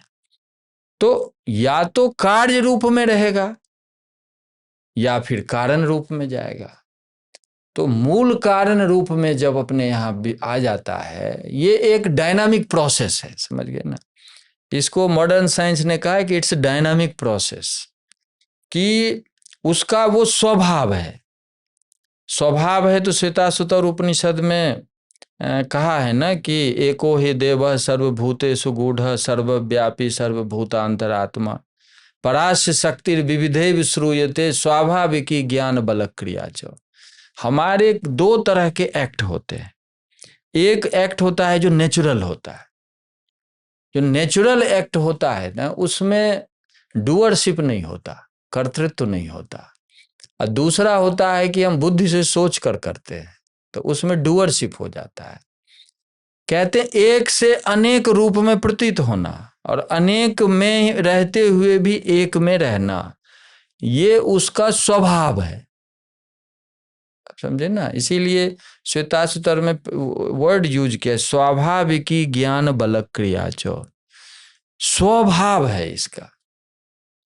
तो स्वभाव है, जैसे हम रात में सो जाते हैं और सुबह में फिर उठ जाते हैं, फिर 9-10 बजे रात तक जाके थक जाते हैं, फिर सो जाते हैं। तो जब आप सो जाते हैं तो क्या होता है, सारी इंद्रियां मन सब अपने बीज रूप में चला गया, और फिर वो सुबह में फिर वो कार्य रूप में प्रकट हो गया। तो अब इसमें आपका डूअरशिप क्या है? आपका कोई डूअरशिप नहीं है। तो इसीलिए जब हम ब्रह्म कहते हैं तो ब्रह्म के दो रूप हैं। एक रूप है जो वाचस्पति मिश्र जी सब कहते हैं कि जो बृहत्तम बृंहनत्वात् बृहत्तमत्वात्, ब्रह्म आत्मेति गीयते। ब्रह्म का मतलब ही है कि दो रूप में वो अनुभव में आता है। एक तो बृहत्तम रूप में, बृहत्तर रूप का मतलब सब एक ही है, सर्वम खलुदम ब्रह्म एकमेवाद्वितीयम ब्रह्म, ये रूप है। लेकिन दूसरा उसका है कि वो विभिन्न प्रकार के रूपों में प्रतीत होता है। तो प्रतीत होता है तो ब्रह्म की दृष्टि से तो कोई प्रतीत नहीं होता। शक्ति की दृष्टि से आज यदि हम, जैसे दुर्गा माता जी का स्टेटमेंट है कि एक ही वाहम जगत्यत्र, मैं एक ही हूं, एक ही हूं, तो उनकी दृष्टि में तो शक्ति की अलग कुछ है ही नहीं। लेकिन हमें अनेक रूप प्रतीत होता है। तो एक से अनेक रूपों में आना और अनेक रूप में एक का विद्यमान होना, ये कहते हैं स्वाभाविकी ज्ञान बल क्रिया, जो ये उसका स्वभाव है। और स्वभावोध्यात्म उच्यते, स्वभाव को ही अध्यात्म कहते हैं अपने यहाँ। और आप यदि कहेंगे कि जो जो जो फील्ड है, शक्ति है, वो इलेक्ट्रॉन क्यों बन गया, प्रोटॉन क्यों नहीं बना, वो न्यूट्रॉन क्यों नहीं बना। कोई कोई होता है जो 1 सेकेंड का 40 लाख गुने हिस्से तक ही रहता है, और कोई कोई होता है जो 40 करोड़ वर्ष तक रहता है। जब जब प्रोटॉन और न्यूट्रॉन आया ना, तो लोग कह रहे थे इमॉर्टल पार्टिकल है। बाद में पता चला कि नहीं, ये करोड़ों वर्ष में जाके वो डिसॉल्व होता है। तो ये जो स्वभाव है ना, कि शक्ति अपने को किस रूप में प्रकट करती है, कैसे प्रकट करती है, कब तक प्रकट करके रहेगी, और कब फिर वो मूल प्रकृति में आ जाएगा, इसी को वैज्ञानिक आज के समय में डायनामिक प्रोसेस कहते हैं। इच्छा का बीज जब हुआ तो एक अनेक रूप में प्रकट हुआ, लेकिन अनेक रूप में प्रकट होने के रहते भी वो शक्ति के अतिरिक्त कुछ नहीं है। ये जो मैथमेटिकल जो सारा जो जो प्रोसेस है ना, इसको यदि कोई समझ लेता है तो अनेक में भी एकत्व का उसको बोध होता रहेगा। और यदि इसको नहीं समझता है तो फिर अनेक को वो अलग अलग समझता रहेगा। यही इसी को अपने यहाँ बंधन और मोक्ष कहते हैं। यदि कोई व्यक्ति, महर्षि रमन थे, रमन महर्षि थे, तो उनको आत्मज्ञानी कहते थे। तो जब रमन महर्षि थे तो तब भी तो उनका देह था ना। रामकृष्ण परमहंस थे तो तब भी तो देह था ना। आचार्य शंकर को हम आत्मज्ञानी मानते हैं, तब भी तो देह था ना। तो इसका कोई कॉन्ट्रडिक्शन नहीं है। आप इसी शरीर में रहते हुए, इसी जो अनेक रूपों वाले संसार में रहते हुए, आप इस सब में एकत्व देख सकते हैं। जो आचार्य शंकर का आप उपदेश शास्त्री देखेंगे ना, तो वो क्या लिखते हैं कि ज्ञानी और अज्ञानी में क्या भेद है।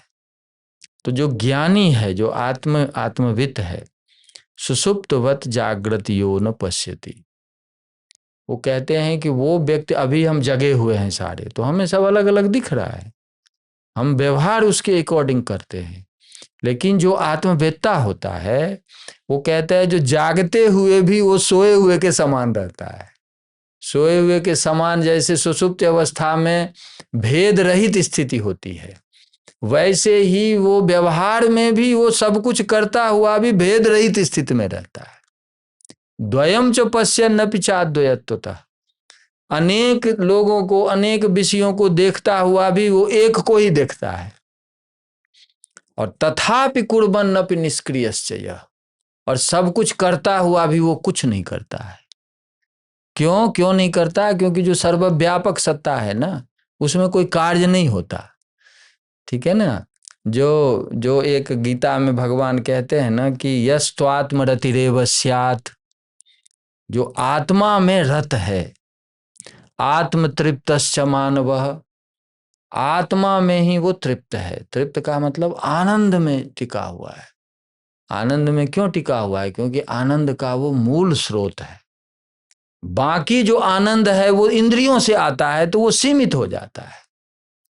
तो आत्मतृप्तश्च मानव और आत्मन्येव च संतुष्टः, और आत्मा में ही जो संतुष्ट है पूरा, तस्य कार्यम न विद्यते, उसका कार्य नहीं होता। इसी को नैष्कर्म्य भाव कहते हैं।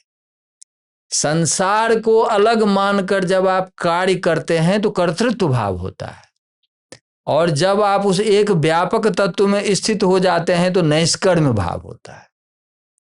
तो सब कुछ करता हुआ भी वो कुछ नहीं करता, ऐसा जिसका स्वभाव हो चुका है, अनुभव हो चुका है, स आत्मवित्, वही आत्मवेत्ता है, आत्मा को जानता है। नान्य इति निश्चय, इसके अतिरिक्त जो भी भेद में रहकर जिस अनुभव की बात करके जीवन जीता है वो आत्मवित् तो नहीं है, ये तय बात है। तो ये सारी चीज जो अपने यहाँ है, पूरी दुनिया में एक अद्वैत वेदांत ही है अपने यहाँ, या जो संत की परंपरा है उसी में जीवन मुक्त है। इसी शरीर में रहते हुए आप अद्वैत में स्थित रह सकते हैं। तो ये जो एकात्मक अनुभव है, ये अनुभव जब होता है तब ऋषि कहते हैं नेह नानास्ति किंचन, नाना तो है ही नहीं। इसीलिए आचार्य शंकर विवर्त का प्रयोग करते हैं। विवर्त, विवर्त का क्या मतलब है? अतत्वतान्यथा प्रथा विवर्त इत्युदीरित, अतात्विक विस्तार। इसीलिए रस्सी सांप का उदाहरण देते हैं कि देखिए सांप की प्रतीति रस्सी में ही होती है, लेकिन रस्सी का सांप से कोई रिलेशन नहीं। आप सांप को देख रहे हैं, आप में भय हो रहा है, आप में वो सब व्यवहार हो रहा है जो सांप को देखने से होता है, लेकिन जब नजदीक गए, जब आपको ज्ञान हुआ, अनुभव हुआ, तो देखा कि ये तो रस्सी है, तो सर्प संबंधी सारा व्यवहार भी गायब हो गया तत्क्षण।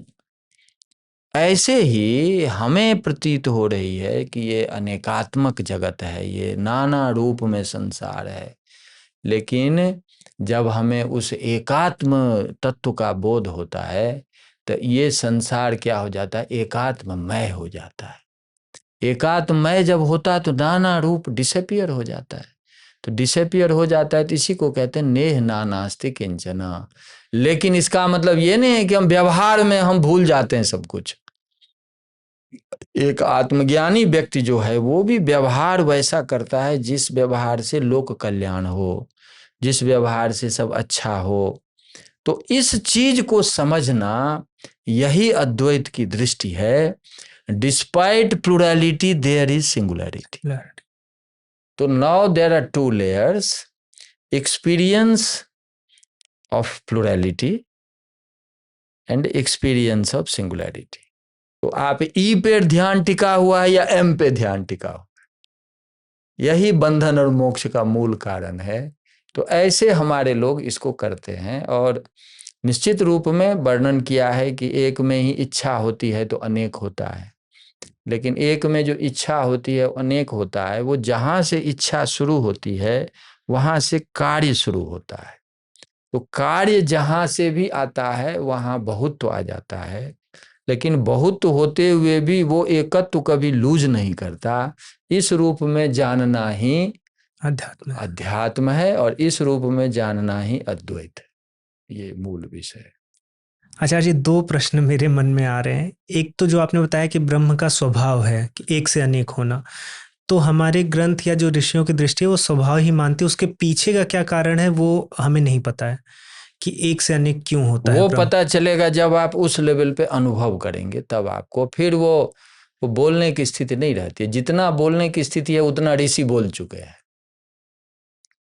अब आप सामान्य बात है ना कि आप रोटी चावल कुछ खाते हैं, उसको एग्जैक्टली नहीं बोल पाए, नहीं बता पाते। तो हम भाषा जो है ना उसको हम इंडिकेटर मानते हैं कि language only indicates you towards something, उसके बाद अनुभव ही उसमें प्रमाण है। और वो सबको करना पड़ेगा, वो सबको करना पड़ेगा। आप आचार्य शंकर विवेक चूड़ामणि में बार बार इस चीज को कह रहे हैं कि बाग वैखरी शब्द झड़ी शास्त्र व्याख्यान कौशलम वैदुष्यम विदुषाम एतद भुक्तये न तो मुक्तये।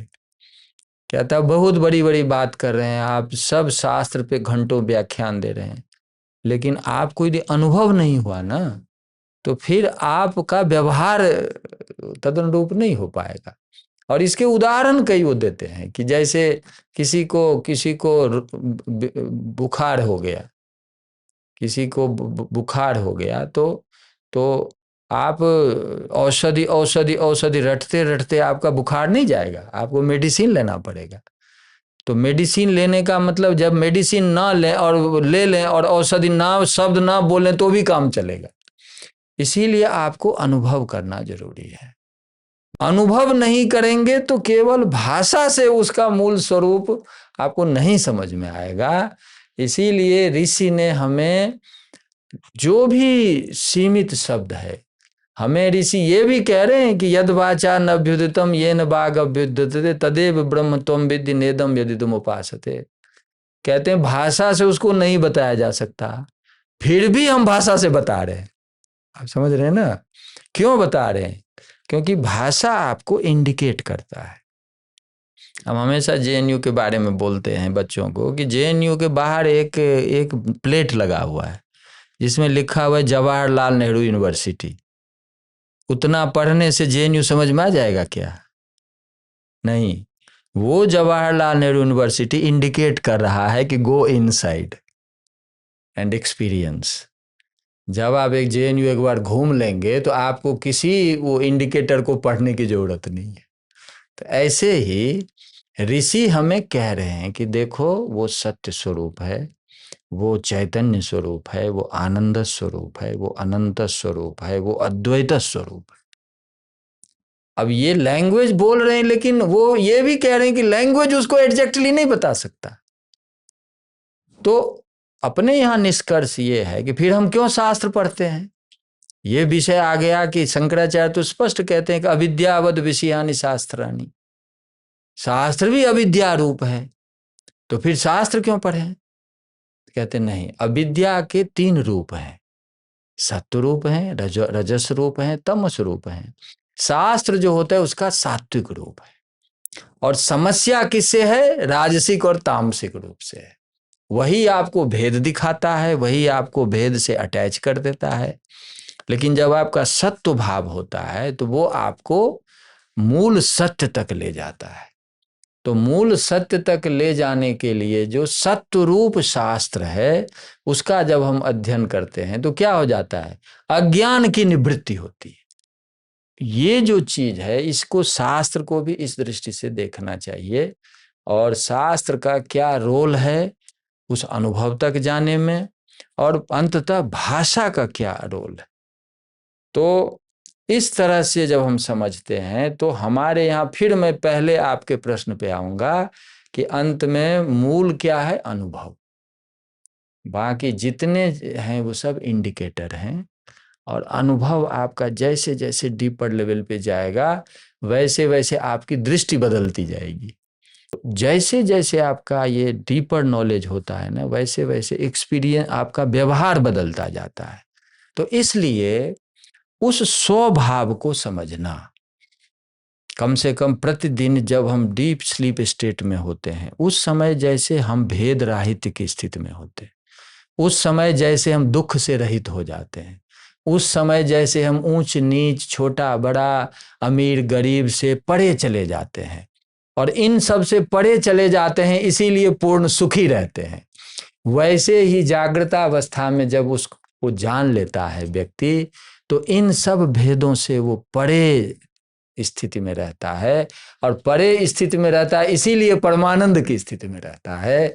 ये हम इसी जीवन में रह सकते हैं, प्रतिक्षण रह सकते हैं, इसी को अद्वैत कहते हैं।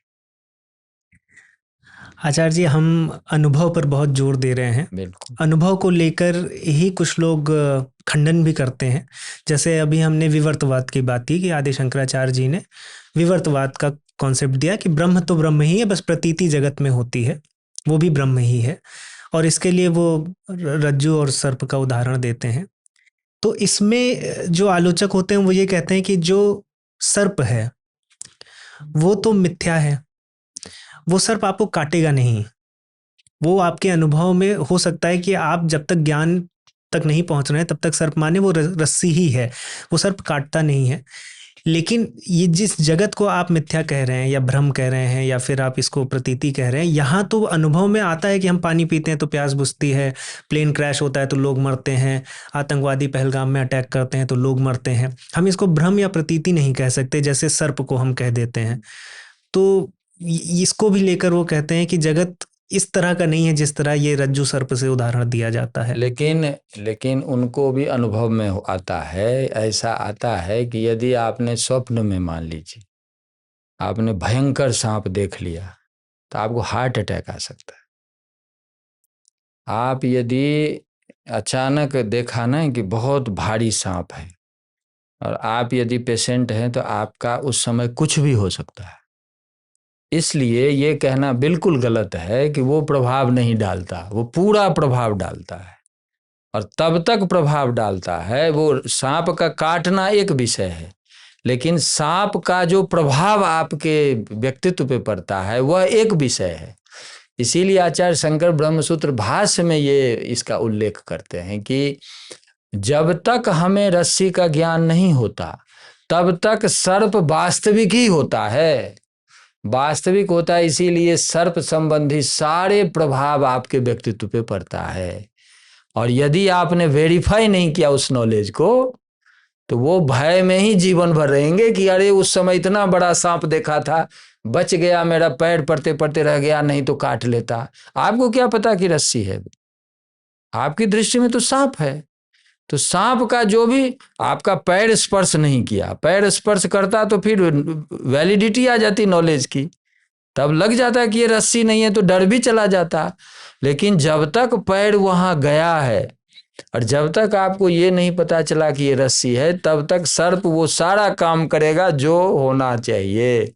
इसीलिए उन्होंने कहा है कि इवन स्वप्न में यदि कोई बहुत भयंकर सर्प देख ले, स्वप्न में कोई बहुत बड़ी घटना, दुर्घटना देख ले, तो बहुत लोगों की मृत्यु तक हो जाती है, जो उस तरह के मन वाले व्यक्ति हैं।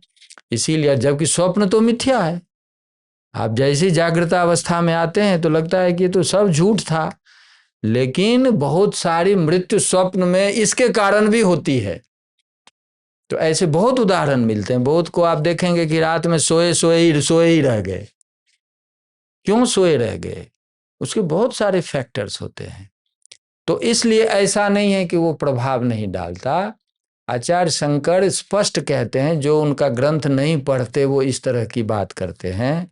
देहात्म प्रत्ययो यद्वत् प्रमाणत्वेन कल्पितः लौकिकम तद्वदे वेदम प्रमाणम त्वात्म निश्चयात्। ये तत्व समन्वया जो चौथा सूत्र ब्रह्म सूत्र का, वो उसमें ये भाष्य है कि जब तक शरीर है हमारा, ये एकदम यथार्थ है, और इस शरीर से जो अनुभव हो रहा है, हम जितने प्रमाण को मान रहे हैं, सब यथार्थ है।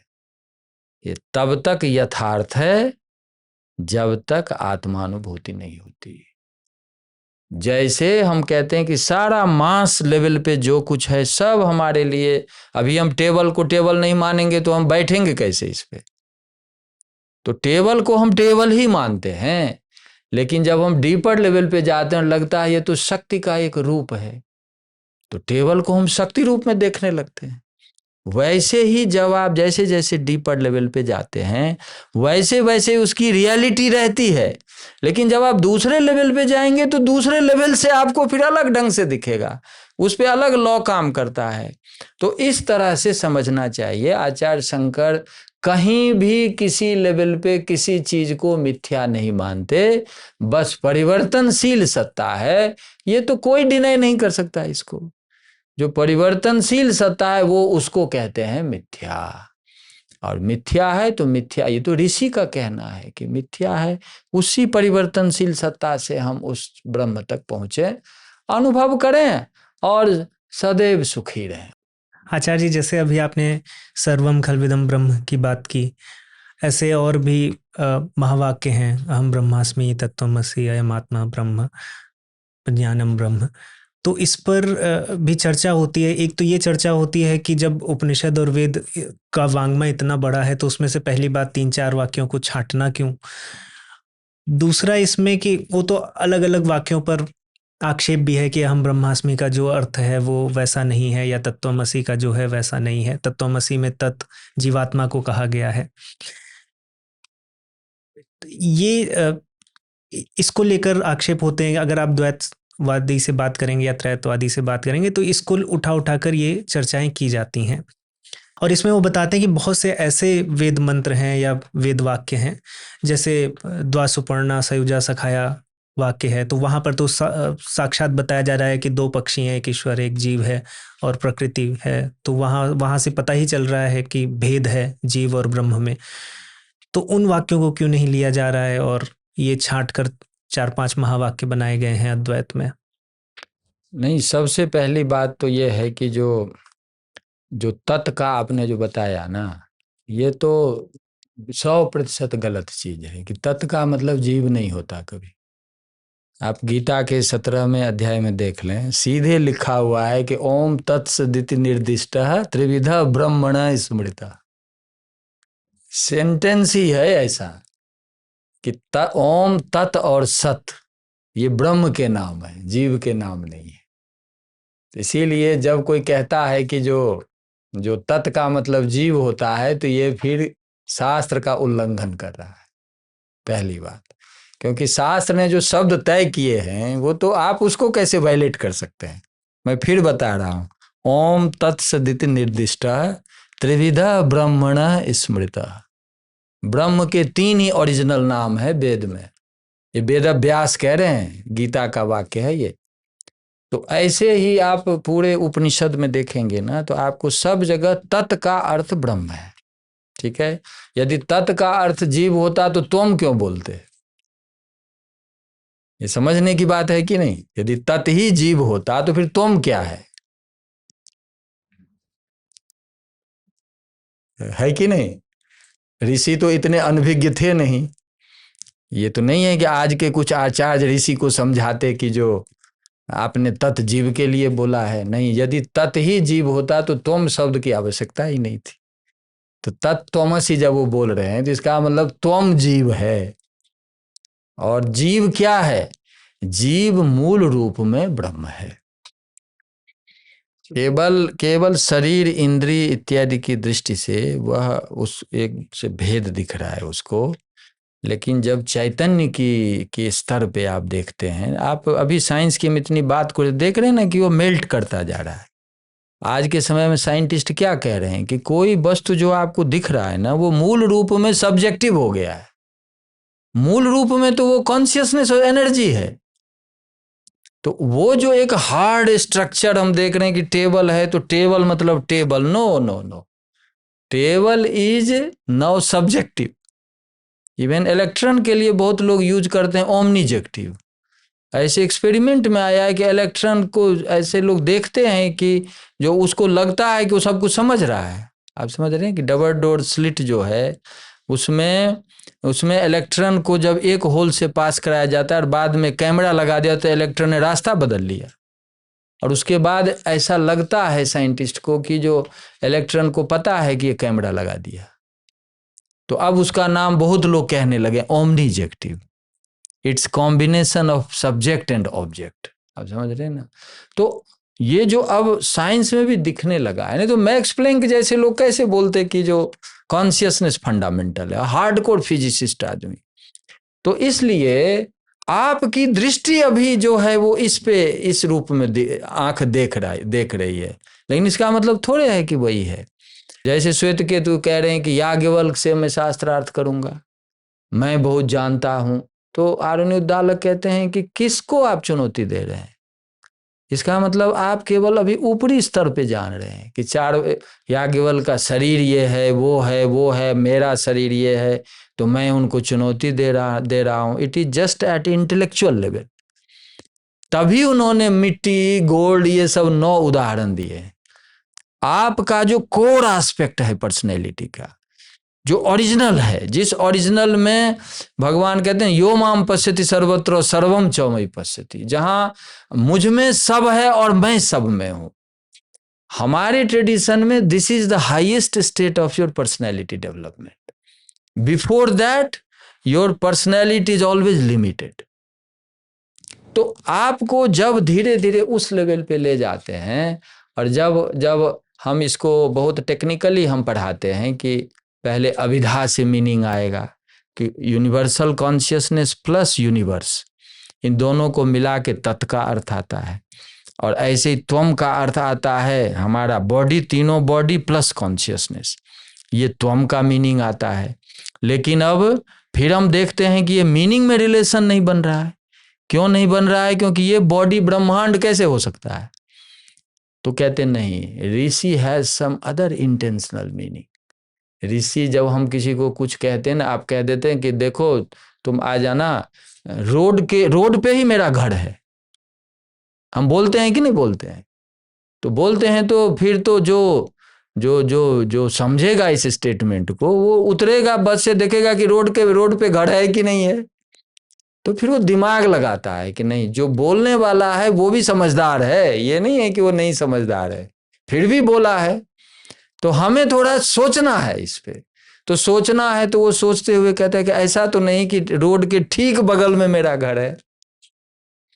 तो रोड पर घर है, ये मीनिंग में रिलेशन नहीं बन रहा है, लेकिन रोड के ठीक किनारे घर है वो बन रहा है। वैसे ही जब आरुणि उद्दालक कहते हैं श्वेत केतु को कि तुम वह हो, इसका मतलब क्या कहना चाह रहे हैं कि डायरेक्टली जो तुम बॉडी को लेके देख रहे हो वो नहीं है। तुम जब कॉन्शियसनेस लेवल पे समझते हो या एनर्जी लेवल पे समझते हो, तब लगेगा कि शक्ति तो एक ही है, चेतना तो एक ही है। तो फिर जो वैश्विक चेतना है वही मैं चेतना, वही अलग नहीं हूं मैं। छोटा सा एग्जाम्पल लीजिए, ऋषि बार बार कहते हैं कि इस कमरे का आकाश है, हम जहां बैठे हैं, और हमारे अंदर में ग्लास भी है, कमरे के अंदर ग्लास है, ग्लास में भी आकाश है। अब यह बताएं कि इस हम ग्लास को यहां रख दें तो ये आकाश अब क्या हुआ? अब ये ग्लास का आकाश नहीं रहा, कमरे का आकाश हो गया। इसका मतलब ग्लास का आकाश कमरे का आकाश अलग अलग नहीं है। आप जब ग्लास के पॉइंट ऑफ व्यू से देखेंगे तो अब लगेगा कि इसके अंदर का आकाश है। तो जैसे ग्लास का आकाश और कमरे का आकाश एक है, वैसे कमरे का आकाश और बाहरी आकाश एक है। जिस दिन घर नहीं बना था तो भी एक ही आकाश था, और जिस दिन जब घर है तो भी एक ही आकाश है, और जिस दिन घर टूट जाएगा तो भी एक ही आकाश रहेगा। वैसे ही एक ही चैतन्य है। उस चैतन्य को जब हम शरीर के आधार पे देखते हैं तो शरीर के आधार पे उसको हम सीमित कर देते हैं, मन के आधार पे देखते हैं, बुद्धि के आधार पे देखते हैं। इसी को ऋषि ने तैत्तिरीय में पंचकोश कहा है कि शरीर की दृष्टि से हमारे शरीर के अंदर जो एयर काम कर रहा है, तो शरीर को अन्नमय कोश कहा, प्राणमय कोश कहा। उसके बाद मन के द्वारा आप देखते हैं तो मनोमय कोश है, बुद्धि के द्वारा निर्णय लेते हैं तो विज्ञानमय कोश है, और इवन फंक्शनल जो एनर्जी है उसकी दृष्टि से देखते हैं तो भी आनंदमय कोश है। लेकिन पंच कोश विलक्षण, पांचों कोश में रहते हुए जो पांचों से अलग है। क्यों अलग है? क्योंकि पांचों कोश के आधार पर देखेंगे तो आपको सीमित लगेगा, वो सीमित नहीं है, सब में व्याप्त रहते हुए भी सबसे परे है। ठीक वैसे ही जैसे इस ग्लास में आकाश है, लेकिन फिर भी ग्लास नहीं है आकाश, क्योंकि ग्लास के आधार पे आप आकाश को देखेंगे तो आकाश तो छोटा हो जाएगा। इस कमरे का आकाश है, लेकिन कमरा आकाश नहीं है, क्योंकि कमरे के आधार पे देखेंगे तो आकाश छोटा हो जाएगा। लेकिन जब आप थोड़ा सोचेंगे तो लगेगा कि ग्लास का, कमरे का और बाह्य एक ही आकाश है। हम उपाधियों के आधार पे उसको हम डिवाइड करते रहते हैं। वैसे ही जब आप चैतन्य के स्तर पर जाएंगे, शक्ति के स्तर पे जाएंगे, तो आपको लगेगा कि जो तो एक ही है, तो एक ही है। वहां श्वेत केतु को ले जाकर वह कहते हैं कि तत्त्वमसि, जो तुम्हारे अंदर की चेतना है वही वैश्विक चेतना है, कोई भेद नहीं है दोनों में। ये जो चीज है, इसको यदि हम थोड़ा भी अंतर कर देते हैं ना, आपको पता हो मैंने इस पे पूरी पीएचडी कराई, क्योंकि आज हमारे वेदांत के 11 संप्रदाय हैं जो वैलिड हैं, 4-5 और लाइन में लगा हुआ है कि उसको भी वैलिडिटी मिले। लेकिन अभी वो होता है, धीरे धीरे चर्चा चलती है, तब उसको सम्मिलित करते हैं। तो अभी जो 11 हमारे वेदांत के संप्रदाय हैं, जैसे आपने कहा ना, अद्वैत, भेदाभेद, विशिष्टाद्वैत, द्वैत, जो द्वैताद्वैत, शुद्धाद्वैत, अचिंत्य भेदाभेद, स्वरूपाद्वैत, ये सारे हमारे संप्रदाय हैं। ऐसे ऐसे ही जो श्रीकंठ के हैं वो है जो शिव शक्ति विशिष्टाद्वैत, जो श्रीपति का है, बहुत सारे हैं अपने पास। लेकिन अब ये सारे जो हैं, ये सारा खेल है तत्वमसि का। अच्छा, हाँ, सारा खेल है कि जीव ब्रह्म है या ब्रह्म अलग है, जीव अलग है, या ब्रह्म में जीव रहते हुए अलग है, विशिष्टाद्वैत।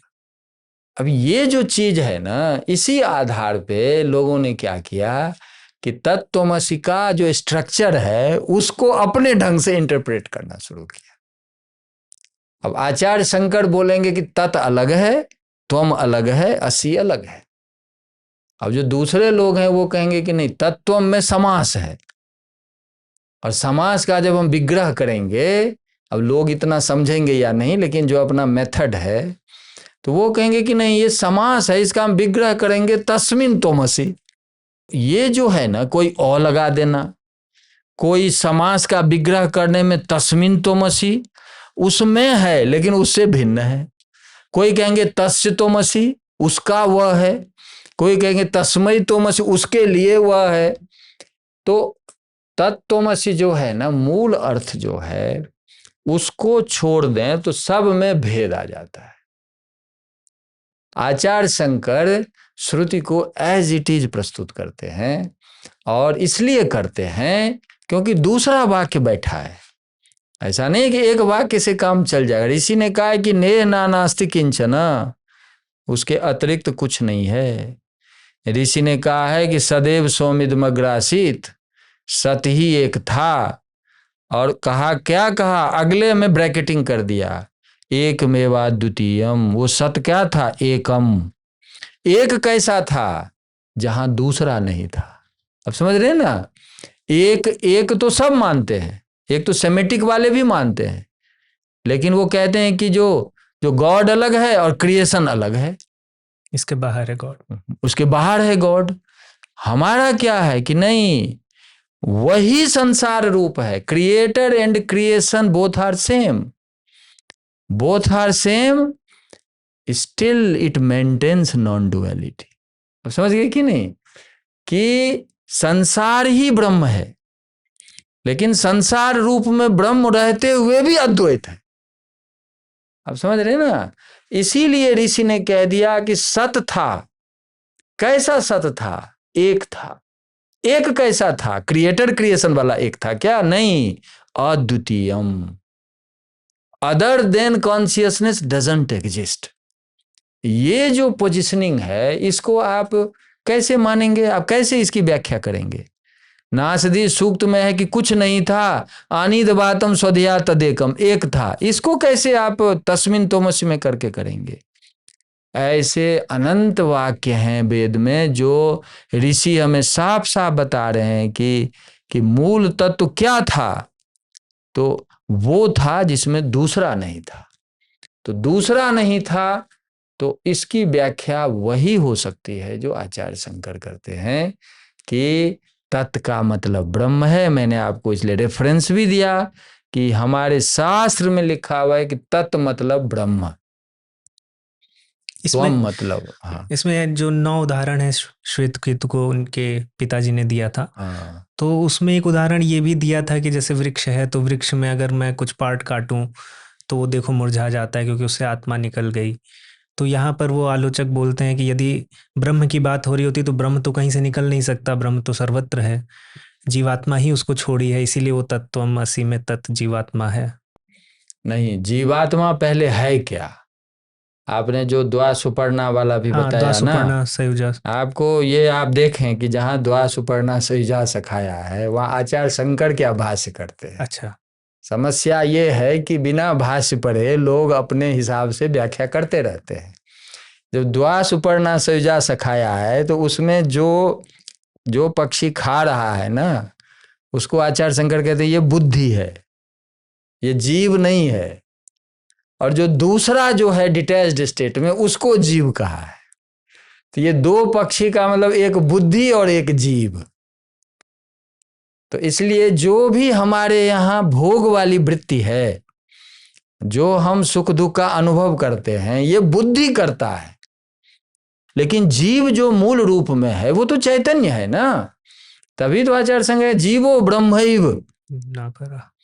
आपको जो लोग नहीं पढ़ते हैं वो इस तरह की, जो छांदोग्य का 6ठा अध्याय है ना, उसमें आचार्य शंकर ने इसकी बहुत गंभीर व्याख्या की है कि जीव जो है वो तो बुद्धि में प्रतिबिंबित चैतन्य जीव है।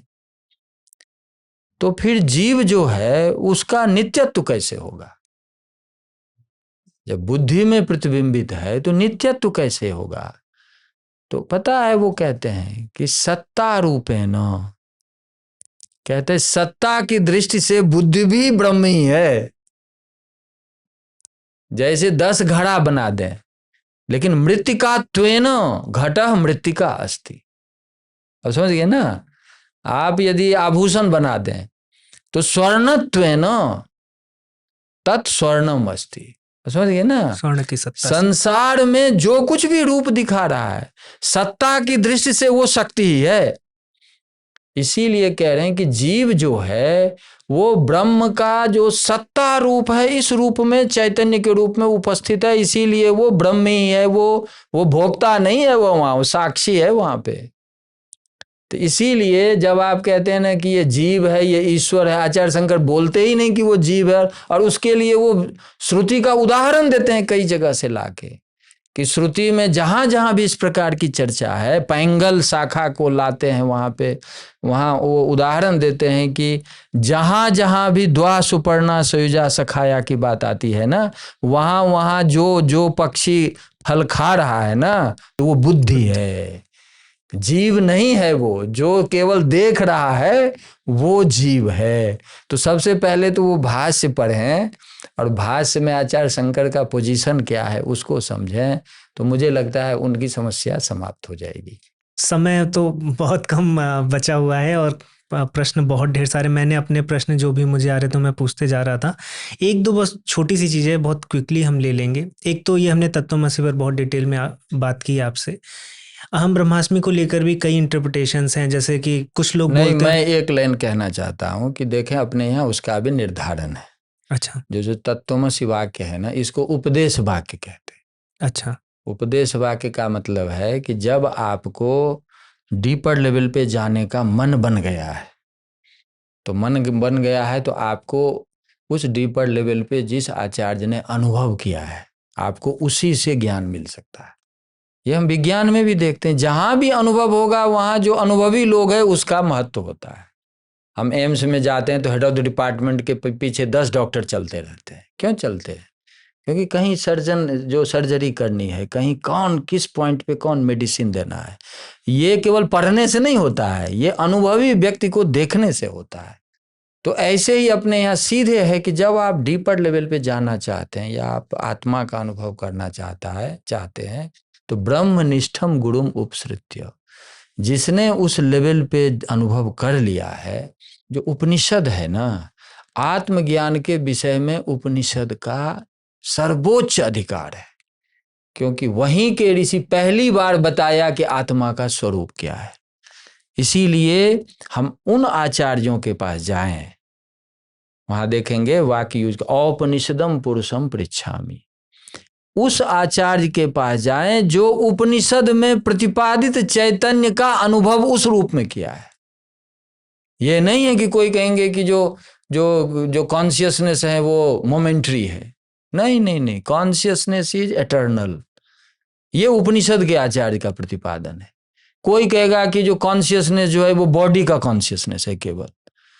तो इसीलिए आप कॉन्शियसनेस को अलग अलग मान के अनुभव करेंगे तो कभी समझ में नहीं आएगा। कॉन्शियसनेस पे जो असली रिसर्च है वो उपनिषद के ऋषि का है। इसीलिए ब्रह्मनिष्ठम गुरुम उपसृत्य और औपनिषदम पुरुषम पृच्छामि का मतलब है उपनिषद में प्रतिपादित चैतन्य के आधार पर जिस आचार्य ने अनुभव किया है, आप उस आचार्य के पास जाएं तो वो आपको उपनिषद में जिस तरह से चैतन्य का विवेचन है ऋषि ने किया है वो आपको बताएगा। और उनका कंक्लूजन क्या है? तत्त्वमसि। मूल रूप में जो आपकी चेतना है वो वैश्विक चेतना है। You are a universal being. आप विश्व हैं, आप सब कुछ हैं। तो इस रूप में जो उपनिषद के ऋषि ने प्रतिपादित किया है वह जब आपको बताएंगे कि देखो ऋषि के अनुभव पर आधारित ये वाक्य है। सबसे पहले वो वाक्य मैं बताता हूं कि ऋषि ने क्या कहा है। वो वाक्य है तत्त्वमसि। इसीलिए इसका नाम क्या है? उपदेश वाक्य। आपको आचार्य ये वाक्य बताएंगे और फिर जिस मेथड से मैंने कहा उस मेथड से उसका अर्थ निर्धारण होगा। अर्थ निर्धारण भी हमारा मेथड नहीं है, वो भी ऋषि ने मेथड बनाया हुआ है। उस मेथड से जब आप समझते हैं तब आपको लगता है कि नहीं, सचमुच में हमारे आचार्य कह रहे हैं कि जो चैतन्य स्तर पे हम में और दूसरे में कोई भेद नहीं। वैश्विक चैतन्य और हम में वैसे ही भेद नहीं जैसे इस कक्ष के आकाश बाहरी आकाश में कोई भेद नहीं। जब आप ये समझ लेते हैं तब क्या करते हैं? अगला स्टेप क्या है? तब तो आपको करना है ना, अभी तो गुरु ने बताया है। तब आता है अहम ब्रह्मास्मि। जो तत्त्वमसि का उपदेश दिया है गुरु ने, अब उसको आप खुद रियलाइज करते हैं, प्रोसेस में लाते हैं। तो प्रोसेस में लाते हैं तब लगता है कि अहम, ये जो मेरे अंदर का जो कॉन्शियसनेस है वो प्राइमरी लेवल पे तो शरीर इंद्री से युक्त है, लेकिन जब हम डीपर लेवल पे जाते हैं मन हमारा जो है ना धीरे धीरे व्यापक बनता जाता है। अभी जो बच्चे वाला मन हमारा था अभी तो नहीं है ना, व्यापक बन चुका है। ऐसे ही मन व्यापक होते होते एक समय ऐसा आता है कि मन ही अखंड हो जाता है। तो मन अखंड हो गया तो भेद समाप्त हो गया, भेद समाप्त हो गया तो अज्ञान समाप्त हो गया। ये जो इंटरनल प्रोसेस है ना, इस प्रोसेस के थ्रू आप धीरे धीरे जान लेते हैं कि अहम ब्रह्मास्मि। मैं जो चेतना है हमारे अंदर वो वस्तुतः वैश्विक चेतना है। और जैसे जैसे आप डीपर लेवल पे जाते हैं उसकी व्याप्ति बढ़ती जाती है। बढ़ते बढ़ते जब अंतिम सर्वव्यापक रूप जो है आपको अनुभव में आने लगता है, जैसे ये कमरे का आकाश खोजना शुरू करे कि मैं हूं क्या, तो अंत में क्या दिखेगा कि जो बाहरी आकाश है वही मैं हूं। वैसे ही जो हमारे अंदर की चेतना है वो वैश्विक चेतना है। इसको अपने यहाँ क्या कहते हैं? अनुभव वाक्य। जो गुरु ने कहा है उसका आप अनुभव कैसे करते हैं, और इसी के साथ जुड़ा हुआ है अयमात्मा ब्रह्म प्रज्ञानम ब्रह्म। तो ये चारों वेद के 4 वाक्य हैं और 4 वाक्यों का एक ही निष्कर्ष है कि individual consciousness is universal consciousness. और यही चीज जो है आज मानवता के लिए सबसे जरूरी है, क्योंकि जब तक हम भेद में जी रहे हैं तो 2 विश्व युद्ध तो लड़ चुके हैं, तीसरे विश्व युद्ध के कगार पे खड़े हैं। इसके मूल में क्या है? ये देश उस देश से भिन्न है, ये व्यक्ति उस व्यक्ति से भिन्न है, ये सब एक दूसरे में भिन्न है और एक दूसरे को हड़पना चाह रहा है, एक दूसरे से राग द्वेष से लिप्त है। इसीलिए आप देख रहे हैं कि सब जगह कलह का वातावरण है। याज्ञवल्क्य तो शुरू से कह रहे हैं कि जब आप मान लेंगे कि ये दूसरा है तो कलह ही रहेगा। यत्र तु सर्वम आत्मैवाभूत तत्र केन कम पश्येत। आप जब तक आत्मिक स्तर पे नहीं जाएंगे तब तक आप में जो ओरिजिनल बॉन्ड है कि मैं भी वही हूं जो ये है, तो जब ये होता है तो भगवान कृष्ण गीता में क्या कहते हैं? आत्मौपम्येन सर्वत्र समम पश्यति अर्जुन। तब लगता है कि नहीं, मुझे इस चीज से चोट लगती है तो इसको भी लगती होगी, मुझे इससे सुख मिलता है तो इसको भी इससे सुख मिलेगा। तो हम एक दूसरे का केयर करना शुरू करते हैं। आप देखें ना कि जब कोरोना हुआ तो क्या हुआ? एक तो WHO में बायसनेस दिखने लगी, और दूसरा जो कोरोना लेवल पे हुआ कि भारत भले ही आर्थिक दृष्टि से USA जैसा नहीं है, लेकिन कोरोना वैक्सीन किसने सप्लाई किया 100 कंट्रीज में? भारत ने किया। अमेरिका यूरोप ने तो नहीं किया। तो क्यों किया? ये अद्वैत दृष्टि, ये अद्वैत दृष्टि है भारत में, ये संस्कार में है। इसलिए यद्यपि भारत के कई लोगों ने आलोचना की इसकी कि अपनी जनता को अभी वैक्सीन की ज़रूरत है और हमारी सरकार जो है दूसरे देश को दे रही है, लेकिन ये भारत की दृष्टि है कि 100 ऐसे कंट्री दिखे उससे भी अधिक जो न तो वैक्सीन बना सकता है और न वैक्सीन खरीद सकता है। आप समझ गए ना? तो फिर तो वो तो खत्म हो जाए। ये हमारी दृष्टि है जो संस्कार में, इवन हमारी विदेश नीति में है, इवन हमारी बहुत चीज़ों में है कि हमारे यहाँ के जो निर्णय में ये आ गई कि हम इन सभी देशों को फ्री वैक्सीन भेजेंगे। आप समझ गए ना? तो अर्थव्यवस्था उस तरह की ना होते हुए भी ये जो दृष्टि है ना, ये दृष्टि आपको व्यवहार कराती है। तो यदि इस प्रकार का जो भी इम्पोर्टेंट बॉडीज है, इवन कंट्री लेवल पे, इवन जो ग्लोबल फोरम है, इसमें यदि इस दृष्टि वाले लोग बैठेंगे तो तभी भगवान ने कहा है कि समत्व भाव से यदि वो कोई डिसीजन लेते हैं, एक्शन मोड में आते हैं, तो असल में मानवता का कल्याण वहाँ है। तो मानवता का कल्याण अद्वैत में स्थित है। उस दृष्टि से ही हम सबके लिए कल्याण सोचते हैं। जो भगवान ने गीता में जनक इत्यादि का उदाहरण इसलिए दिया क्योंकि जो ज्ञानी होता है फिर लोक संग्रह करता है, फिर दूसरे का सुख उसको अपना सुख लगने लगता है, दूसरे को दुखी देखता है तो फिर लगता है कि नहीं, कितनी जल्दी इसके दुख को दूर करें।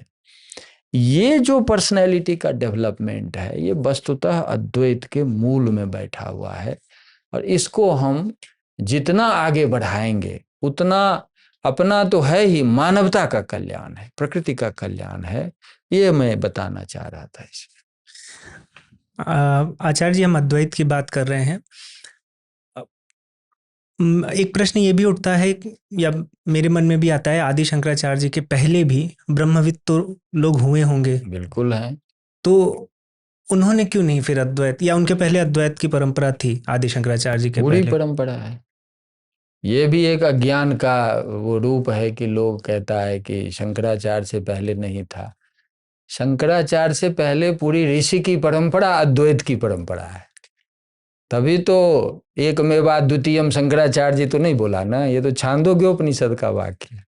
एक सलिलः अद्वैतः, ये तो बृहदारण्यक का वाक्य है। शांतम शिवम अद्वैतम चतुर्थम मन्यन्ते, ये तो मांडुक्योपनिषद का वाक्य है। तो ये अद्वैत जो है ये तो ऋषि का अनुभव है, ऋषि का सिद्धांत है। आचार्य शंकर ने जीवन में अपना कुछ नहीं किया है। आप दो चीज बहुत आप गौर करें। एक तो आचार्य शंकर को गुरु ने जो आदेश दिया, उस आदेश का पालन करते हुए वो आगे बढ़े। सबसे पहले गॉड ये जो गोविंद भगवत पाद जब वहाँ गए तो उन्होंने आदेश दे दिया कि मेरी इच्छा है कि आप प्रस्थानत्रयी पे भाष्य लिखें। तो बस उस कार्य में वो लग गए। काशी होते हुए वो बद्रीनाथ चले गए और वहाँ प्रस्थानत्रयी पे भाष्य लिखा, क्योंकि वो पहला भाष्य था। इसके पहले उपनिषद, ब्रह्मसूत्र इत्यादि आम लोग नहीं समझ पा रहे थे। तो गुरु का आदेश था तो भाष्य लिख दिया। जब भाष्य लिख दिया तब लगा कि ठीक है, गुरु का आदेश अब पूरा हो गया, अब मेरे जीवन का कोई अब औचित्य नहीं बचा। तो शरीर त्याग करने में लगे थे। तो तब तक व्यास जी का आदेश हो गया कि मेरा विचार है कि जो आपने भाष्य में प्रतिपादित किया है वो जन सामान्य में जाए और आप सभी आचार्यों से शास्त्रार्थ करें। शास्त्रार्थ का क्या मतलब है? वेद का वास्तविक अर्थ क्या है उस पर विचार करते हुए मूल सिद्धांत को लाएं और समाज में ले जाएं, जिससे आम लोगों में जो भेद के आधार पर जितनी समस्याएं खड़ी हो गई है वो उन समस्याओं का समाधान करे और सब सुखमय जीवन जिए। यही तो लक्ष्य है ना। तो व्यास जी का आदेश हुआ तो 16 वर्ष तक वो सारे वो करते रहे। तो आप 16 वर्ष 3 बार भारत की यात्रा की, 84 से अधिक संप्रदायों के आचार्यों से शास्त्रार्थ किया। और आप देखेंगे कभी ये शास्त्रार्थ का उद्देश्य नहीं था कि मुझे इनको नीचा दिखाना है। शास्त्रार्थ का उद्देश्य था कि वेद का अर्थ क्या है, वेद के अर्थ को समझें और मिलकर काम करें। आप समझ गए ना। इसीलिए जब वो मंडन मिश्र से शास्त्रार्थ हुआ है तो उन्होंने उनको ये थोड़े कहा कि मैंने आपको पराजित कर दिया। नहीं नहीं नहीं, अब आप भी हमारे साथ हो गए। अब देख लें, जो जो जिन जिन से शास्त्रार्थ होता गया, अधिकतर उनके साथ जुड़ते चले गए, और साथ जुड़ते चले गए तो सामूहिक रूप ने उनको मिलकर के भारत को अखंड बना दिया। तो आचार्य शंकर जो कुछ भी कर रहे हैं वो कोई व्यक्तिगत चीज नहीं है, इसीलिए पूरी गुरु की परंपरा है। और आप देख लें, जिससे जितने अद्वैत का जो केंद्र है उसमें डेली पाठ होता है इसका, कि आदि शंकराचार्य के गुरु गोविंद भगवत पाद, गोविंद भगवत पाद के गुरु जो हैं वो गौड़पाद, और गौड़पाद का गौड़पाद कारिका है, आप सब जानते हैं, उसमें अद्वैत ही अद्वैत है। उन्हीं का वाक्य है कि अद्वैतम परमार्थो ही द्वैतम भेद उच्यते। अद्वैत जो है वो मूल विषय है, अद्वैत उसका व्यवहार है, समझ गए कि नहीं। जैसे गोल्ड का टुकड़ा जो है मूल तत्व है, और 10 आभूषणों में आ जाना उसका व्यवहार है।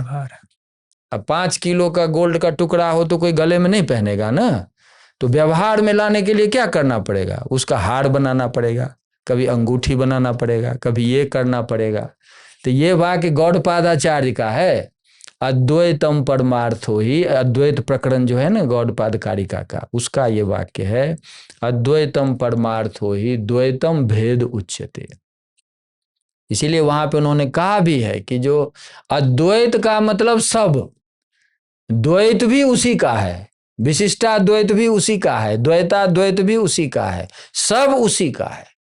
क्योंकि जैसे ही बहुत श्याम प्रजाए यो है, एक जब अनेक रूप में होगा तो कहीं द्वैत रूप में होगा, कहीं विशिष्टाद्वैत में होगा, कहीं द्वैताद्वैत में होगा। तो स्पष्ट रूप से अद्वैत का मत है कि सब अपना है, भेद रूप में ही जगत है और भेद रूप में ही ब्रह्म प्रतीत होता है। तो द्वैत भी वही है, विशिष्टाद्वैत भी सब वही है। तो अद्वैत का तो किसी से विरोध ही नहीं है, क्योंकि सब अपना है। और ये जो गौड़पाद कारिका है गौड़पादाचार्य का, उनके गुरु सुखदेव जी हैं। सुखदेव जी को सब जानते हैं कि सुखदेव जी पहले हैं जो भागवत के प्रवक्ता हैं। सुखदेव जी के गुरु व्यास जी हैं, व्यास जी उनके पिताजी थे, और व्यास जी ब्रह्मसूत्र लिखे हैं।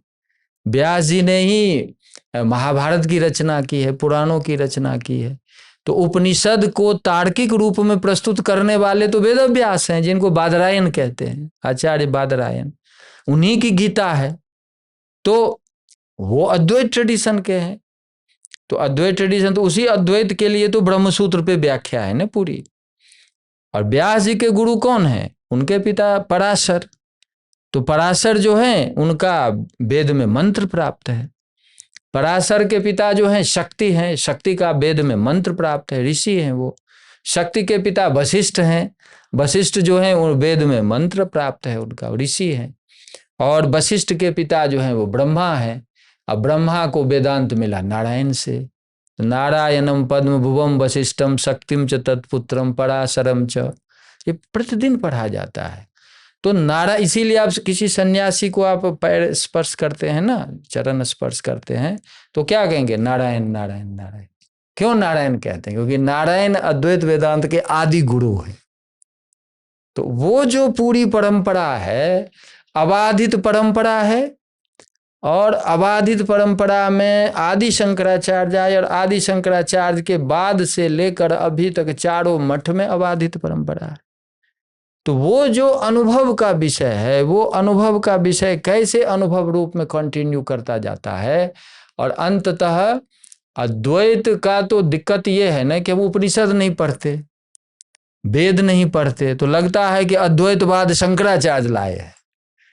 अद्वैतवाद कभी शंकराचार्य नहीं लाए, वो वेद के ऋषि का जो अद्वैत दर्शन है उसको लोगों तक ले गए। इसीलिए Acharya Shankar is not founder, Acharya Shankar is propagator. ये एकदम ध्यान में रखना चाहिए कि ऋषि के इस अद्वैत चिंतन को उन्होंने, वो भी व्यास जी के आदेश पे, गोविंद भगवत पाद के आदेश पे, उन्होंने सभी विद्वानों के बीच में ले गए और विद्वानों से आम लोगों में ले गए। समझ गए ना।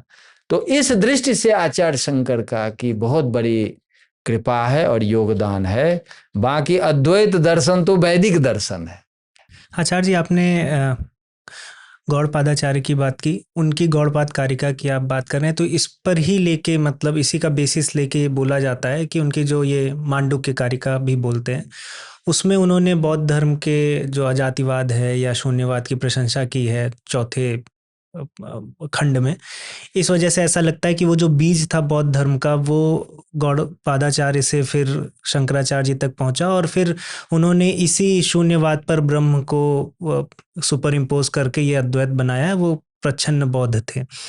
ऐसा बाद में कुछ और लोग कहीं कहीं कुछ हाँ, लिखे तो इसका प्रमाण वो दिखाते भी हैं। एक बाइस्डनेस है। इसलिए बाइस्डनेस है, देखिए शून्य में और ब्रह्म में एक जो मूल अंतर है ना, वो उसको जानना बहुत जरूरी है। शून्य और ब्रह्म से हमें कोई दिक्कत नहीं है। दिक्कत एक ही जगह है कि शून्य को जब क्षणिक कोई मानता है, जब उसको मोमेंट्री मानता है ना, परिवर्तनशील। परिवर्तनशील मानता है ना, तो वो वेद के दर्शन से विरोध में चला जाता है। तो कोई शून्य को माने, इसमें कोई आपत्ति नहीं है। लेकिन आप जब आत्मा ब्रह्म की बात करते हैं ना, तो वो कहते हैं ना, वो सच्चिदानंद है। सत का मतलब अपरिवर्तनशील है। और शून्य को यदि हम अपरिवर्तनशील मान लें तो एक ही होगी। वो तो नाम का अंतर है, और इसलिए अपने यहाँ इसमें कोई समस्या नहीं है। एक ही चीज है कि शून्य को आप नित्य मानते हैं या क्षणिक मानते हैं। यदि क्षणिक मानते हैं तो आचार्य शंकर उसका खंडन करते हैं। ठीक है, तो जब शून्य का खंडन करते हैं वो, तो वो कैसे कैसे वो प्रच्छन्न बौद्ध हुए। देखिए, बुद्धत्व तो एक विषय है, हम शब्द को नहीं समझते हैं तो समस्या होती। नहीं कहा जाता है शुद्ध कि बुद्ध मुक्त स्वभाव, ये तो उपनिषद का शब्द है। बुद्ध का क्या मतलब है? मूल तत्व को अनुभव कर लेना, ये बुद्धत्व है। मूल विषय एक ही है कि आप शून्य को नित्य मानते हैं या अनित्य मानते हैं, शून्य को परिवर्तनशील मानते हैं या अपरिवर्तनशील मानते हैं। दूसरा विषय है कि निर्वाण जो है, निर्वाण को नित्य मानते हैं या क्षणिक मानते हैं। यदि निर्वाण भी क्षणिक हो गया तो फिर तो हम क्षणिक संसार में जी रहे हैं, तो फिर दिक्कत क्या है? मोक्ष की क्या जरूरत है? मोक्ष को जितने आचार्यों ने माना है, सभी ने नित्य माना है। तो अभी हम चर्चा कर रहे थे, कई जगह हम उस पर काम भी कर रहे हैं। त्रैत में नहीं मान, मतलब आर्य समाज का जो त्रैत है उसमें ये मानते हैं कि मोक्ष होने के बाद अरबों खरबों साल बाद फिर आना है। नहीं, आना है, सब ठीक है। कोई यदि मान लेता है कि मैं भिन्न हूं, तो आना ही पड़ेगा उसको। जब तक आप में भेद बुद्धि रहती है ना, तब तक जीवन मरण का चक्र चलता रहेगा। 1 लाख साल के बाद हो या 5 लाख साल के बाद, जब तक आप मूल तत्व से एकाकार नहीं हो जाते, तभी आपका ये जो नित्य स्वरूप है वह उभर के आएगा। हमारा एक ही दो विषय है कि शून्य परिवर्तनशील है या नित्य है। यदि शून्य नित्य है तो कोई भेद नहीं है। यदि परिवर्तनशील है तो पूरे वेद में ऋषि ने आत्मा को या ब्रह्म को नित्य माना है। ठीक है, तो आचार्य शंकर का शुरू से यही है, अंत तक यही है कि आत्मा नित्य तत्व है, ब्रह्म नित्य तत्व है। तो फिर प्रच्छन्न बौद्ध कैसे हुए? आप देखेंगे कि वो विज्ञानवाद, शून्यवाद, वैभाषिक, सौत्रांतिक, सबका खंडन करते हैं, सबका खंडन करते हैं। खंडन इसलिए नहीं करते हैं कि कोई छोटा है या बड़ा है, खंडन इसलिए करते हैं क्योंकि एक जो मूल तत्व है, उस मूल तत्व तक आप पहुंच पा रहे हैं या नहीं, और जो मूल तत्व नित्य है उसको आप नित्यता स्वीकार कर रहे हैं कि नहीं। हमारे बहुत लोगों से चर्चा होती है, तो मैं हमेशा यही मेरा भी प्रश्न रहता है कि मान लीजिए कोई बौद्ध हैं, वो बौद्ध दर्शन पढ़ रहे हैं, तो मेरा भी प्रश्न यही रहता है कि आप निर्वाण को नित्य मानते हैं या अनित्य मानते हैं? आप यदि निर्वाण को नित्य मानते हैं, समस्या ही खत्म हो गई। और निर्वाण को यदि हम अनित्य मानते हैं, तो फिर अनित्य चीज के लिए हम इतना क्यों प्रयास करें? अनित्य में तो जी रहे हैं हम। इस आधार पे मेरी तो पूरी पीएचडी ही है आचार्य शंकर के ग्रंथ पे, एपिस्टेमोलॉजी पे। मैं ये एकदम कह सकता हूँ आपको कि वो एक मतलब संवाद होना एक चीज है, हमारे ट्रेडिशन में सारे सिस्टम एक दूसरे से जुड़े हुए हैं और एक दूसरे से वो सब लेते भी हैं। हमारे यहाँ कोई वो नहीं है कि मैं अलग हूं तो दूसरा अलग है। शंकराचार्य न्याय का खंडन करेंगे लेकिन न्याय के मेथड का भी यूज करेंगे। जैसे मीमांसा का मेथड है, पूर्व मीमांसा का खंडन करते हैं, लेकिन जो अपना अधिकरण पद्धति है कि विषयश्च विषयस्यैव पूर्व पक्ष विषयश्च विषय वो है ना, विषय पूर्व पक्षस्तथोत्तरम और निर्णयश्चेति पंचांगम, कि जो कोई विषय है, फिर संशय है, फिर पूर्व पक्ष है, उत्तर पक्ष है और निर्णय है, ये मेथड है, उसी मेथड से उसका खंडन करते हैं। तो अपने यहाँ एक्सचेंज प्रोग्राम भी है, लेकिन मौलिक दृष्टि से इतना मैं कह सकता हूँ कि आचार्य शंकर का पूरा अद्वैत दर्शन उपनिषद पर आधारित है, इसमें कहीं किसी से कोई लेना देना नहीं।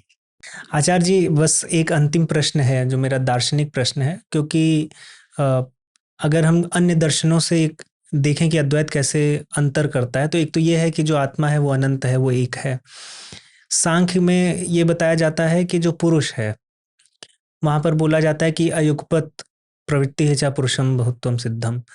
तो वहाँ पर पुरुष की जो बहुत है वो ऐसे सिद्ध होता है कि जो मेरे अनुभव हैं वो आपके अनुभव नहीं हैं, तो हम मेरी चेतना और आपकी चेतना में भेद है। यदि आप ये कहते हैं कि चैतन्य एक ही है, तो मैं आपके अनुभव को क्यों नहीं, अगर मेरी चेतना और आपकी चेतना एक ही है, तो मैं आपके अनुभवों को क्यों नहीं अनुभव कर पा रहा हूँ? तो इस पर क्या विचार हैं अद्वैत नहीं, के? इस पर विचार ये है कि जब भी सृष्टि होती है ना, तो वो शक्ति से होती है और शक्ति को अपने ऋषि ने त्रिगुणात्मिका माना है। तो किस व्यक्ति में कौन गुण डोमिनेट करता है, उसके आधार पर उसकी क्रिया होगी। अभी हम आप बैठे हैं, अभी कई लोग हम हैं, अब किसी में सत्व गुण की प्रधानता है तो उसका जो एक्शन होगा वो उसी के अनुसार होगा। किसी में रजोगुण डोमिनेट कर रहा है तो वो उसी अवस्था में उसका लोभ मोह इत्यादि बढ़ जाएगा। किसी में तमोगुण प्रधान है तो फिर उसमें आलस्य इत्यादि बढ़ जाएगा, नेगेटिविटी बढ़ जाएगी। तो बात है कि चैतन्य यहाँ नहीं कर रहा है, चैतन्य जो है बुद्धि में रिफ्लेक्ट होते हुए ये कर रहा है, ऐसा प्रतीत हो रहा है। तो बुद्धि का जो स्वभाव है ना हर एक व्यक्ति का, वो अलग अलग है। अच्छा, किसी में बुद्धि जो है वो सत्व प्रधान है, किसी में बुद्धि रजस प्रधान है, किसी में बुद्धि तमस प्रधान है। तो जैसे आप देखेंगे ना कि दर्पण में आपका प्रतिबिंब बनता है, तो दर्पण में प्रतिबिंब बनता है तो दर्पण की क्वालिटी पे प्रतिबिंब बनेगा। कोई दर्पण ऐसा होगा तो आपका हाथ बड़ा हो जाएगा, पैर छोटा हो जाएगा। कोई दर्पण होगा धुंधला होगा तो आपका चेहरा धुंधला दिखाई देगा। और कोई दर्पण जो होगा बिल्कुल ठीक होगा तो आपका स्वरूप एज इट इज दिखेगा। तो आप दर्पण को बुद्धि मान लें कि बुद्धि के जैसे दर्पण में जो प्रतिबिंबित होता है वो दर्पण के गुण के आधार पर होता हुआ प्रतीत होता है, वैसे बुद्धि के थ्रू जो चैतन्य जो रिफ्लेक्ट करती है और अपने को बुद्धि के थ्रू प्रस्तुत करती है, तो बुद्धि के जो गुण प्रधान होंगे तदनुरूप व्यवहार होता हुआ प्रतीत होगा। तो इसीलिए बात ये आत्मा की नहीं है, बात बुद्धि की है। मतलब हम सबकी बुद्धि अलग है, हाँ, चेतन तत्व एक ही है, लेकिन एक ही है बिल्कुल, चलाने वाली शक्ति इसीलिए एक है। ये कोई बहुत बड़ा तर्क नहीं है। आचार्य जी, बहुत बहुत धन्यवाद, आपने इतना समय दिया, बहुत लंबी चर्चा हमने की। मैं नहीं चाहता था कि कोई भी ऐसा विषय मैं छोड़ूं जिस पर अद्वैत पर खंडन होता हो या अद्वैत के क्या अपने मूल विचार हैं। ये श्रृंखला ऐसे मैं इसीलिए कर रहा हूँ कि मैं ज्ञान, ये हर तरह का ज्ञान व्यक्ति एक जन सामान्य तक पहुँचे और वो समझ पाए कि क्या भेद है, कहाँ भेद नहीं है, और किस तरह से जो आपने बताया कि अद्वैत का किसी से कोई भेद नहीं है, भेद नहीं है, कोई विरोध नहीं है। अद्वैत में सब समाहित है और सबको अपना मानता है। हम सिर्फ इसीलिए संवाद करते हैं क्योंकि हम और एकात्मता की ओर बढ़ें और एकात्मता की ओर बढ़ें, क्योंकि व्यवहार पर उसका असर पड़ता है। तो ये यदि हो तो मुझे लगता है कि व्यक्ति स्तर पर भी और समाज स्तर पर भी, राष्ट्र और इवन प्रकृति स्तर पर भी ये बहुत बड़ा प्रभाव छोड़ता है। तो ये मूल प्रयोजन है, बाकी कोई छोटा है कोई बड़ा है कोई ये ऐसा अद्वैत में चिंतन ही नहीं। और इसी प्रकार का जो दर्शन है यदि वो हमारे आगे आने वाली पीढ़ी में रहे और रहे तो हाँ, विश्व का कल्याण होगा। विश्व का कल्याण होगा, जो अपेक्षित है अभी का अपेक्षित जो है। वैश्विक जो स्थिति दिख रही है या समाज में, ऐसा यदि होता है तो सबका कल्याण होगा, ऐसा सबको अनुभव में आता है और ऐसा होना चाहिए। आचार्य जी, मैं पुनः मेरी पूरी टीम की तरफ से आपका धन्यवाद करता हूँ, आभार व्यक्त करता हूँ कि आपने समय दिया और इतनी अच्छी चर्चा संपन्न हो पाई। नहीं, आपको भी बहुत बहुत धन्यवाद, क्योंकि ठीक है, ज्ञान है, हम पढ़ते हैं, पढ़ाते हैं, रिसर्च कराते हैं, लेकिन आपने ये प्लेटफॉर्म जो हमारे लिए प्रदान किया और ये विचार लोगों तक जाए, और हम सबका एक ही उद्देश्य है कि लोग इन अच्छे विचारों से जुड़ें जुड़े। और अपना भी वो कल्याण करें और जीवन सुखी होकर बिताएं, और समाज के लिए भी जो अच्छा कर सकते हैं वो करें। तो आपने ये प्लेटफॉर्म दिया, इसके लिए आपको भी बहुत बहुत धन्यवाद, और ये विचार फैले, ये हम सब की शुभकामना। बहुत बहुत धन्यवाद। नमस्ते। नमस्ते।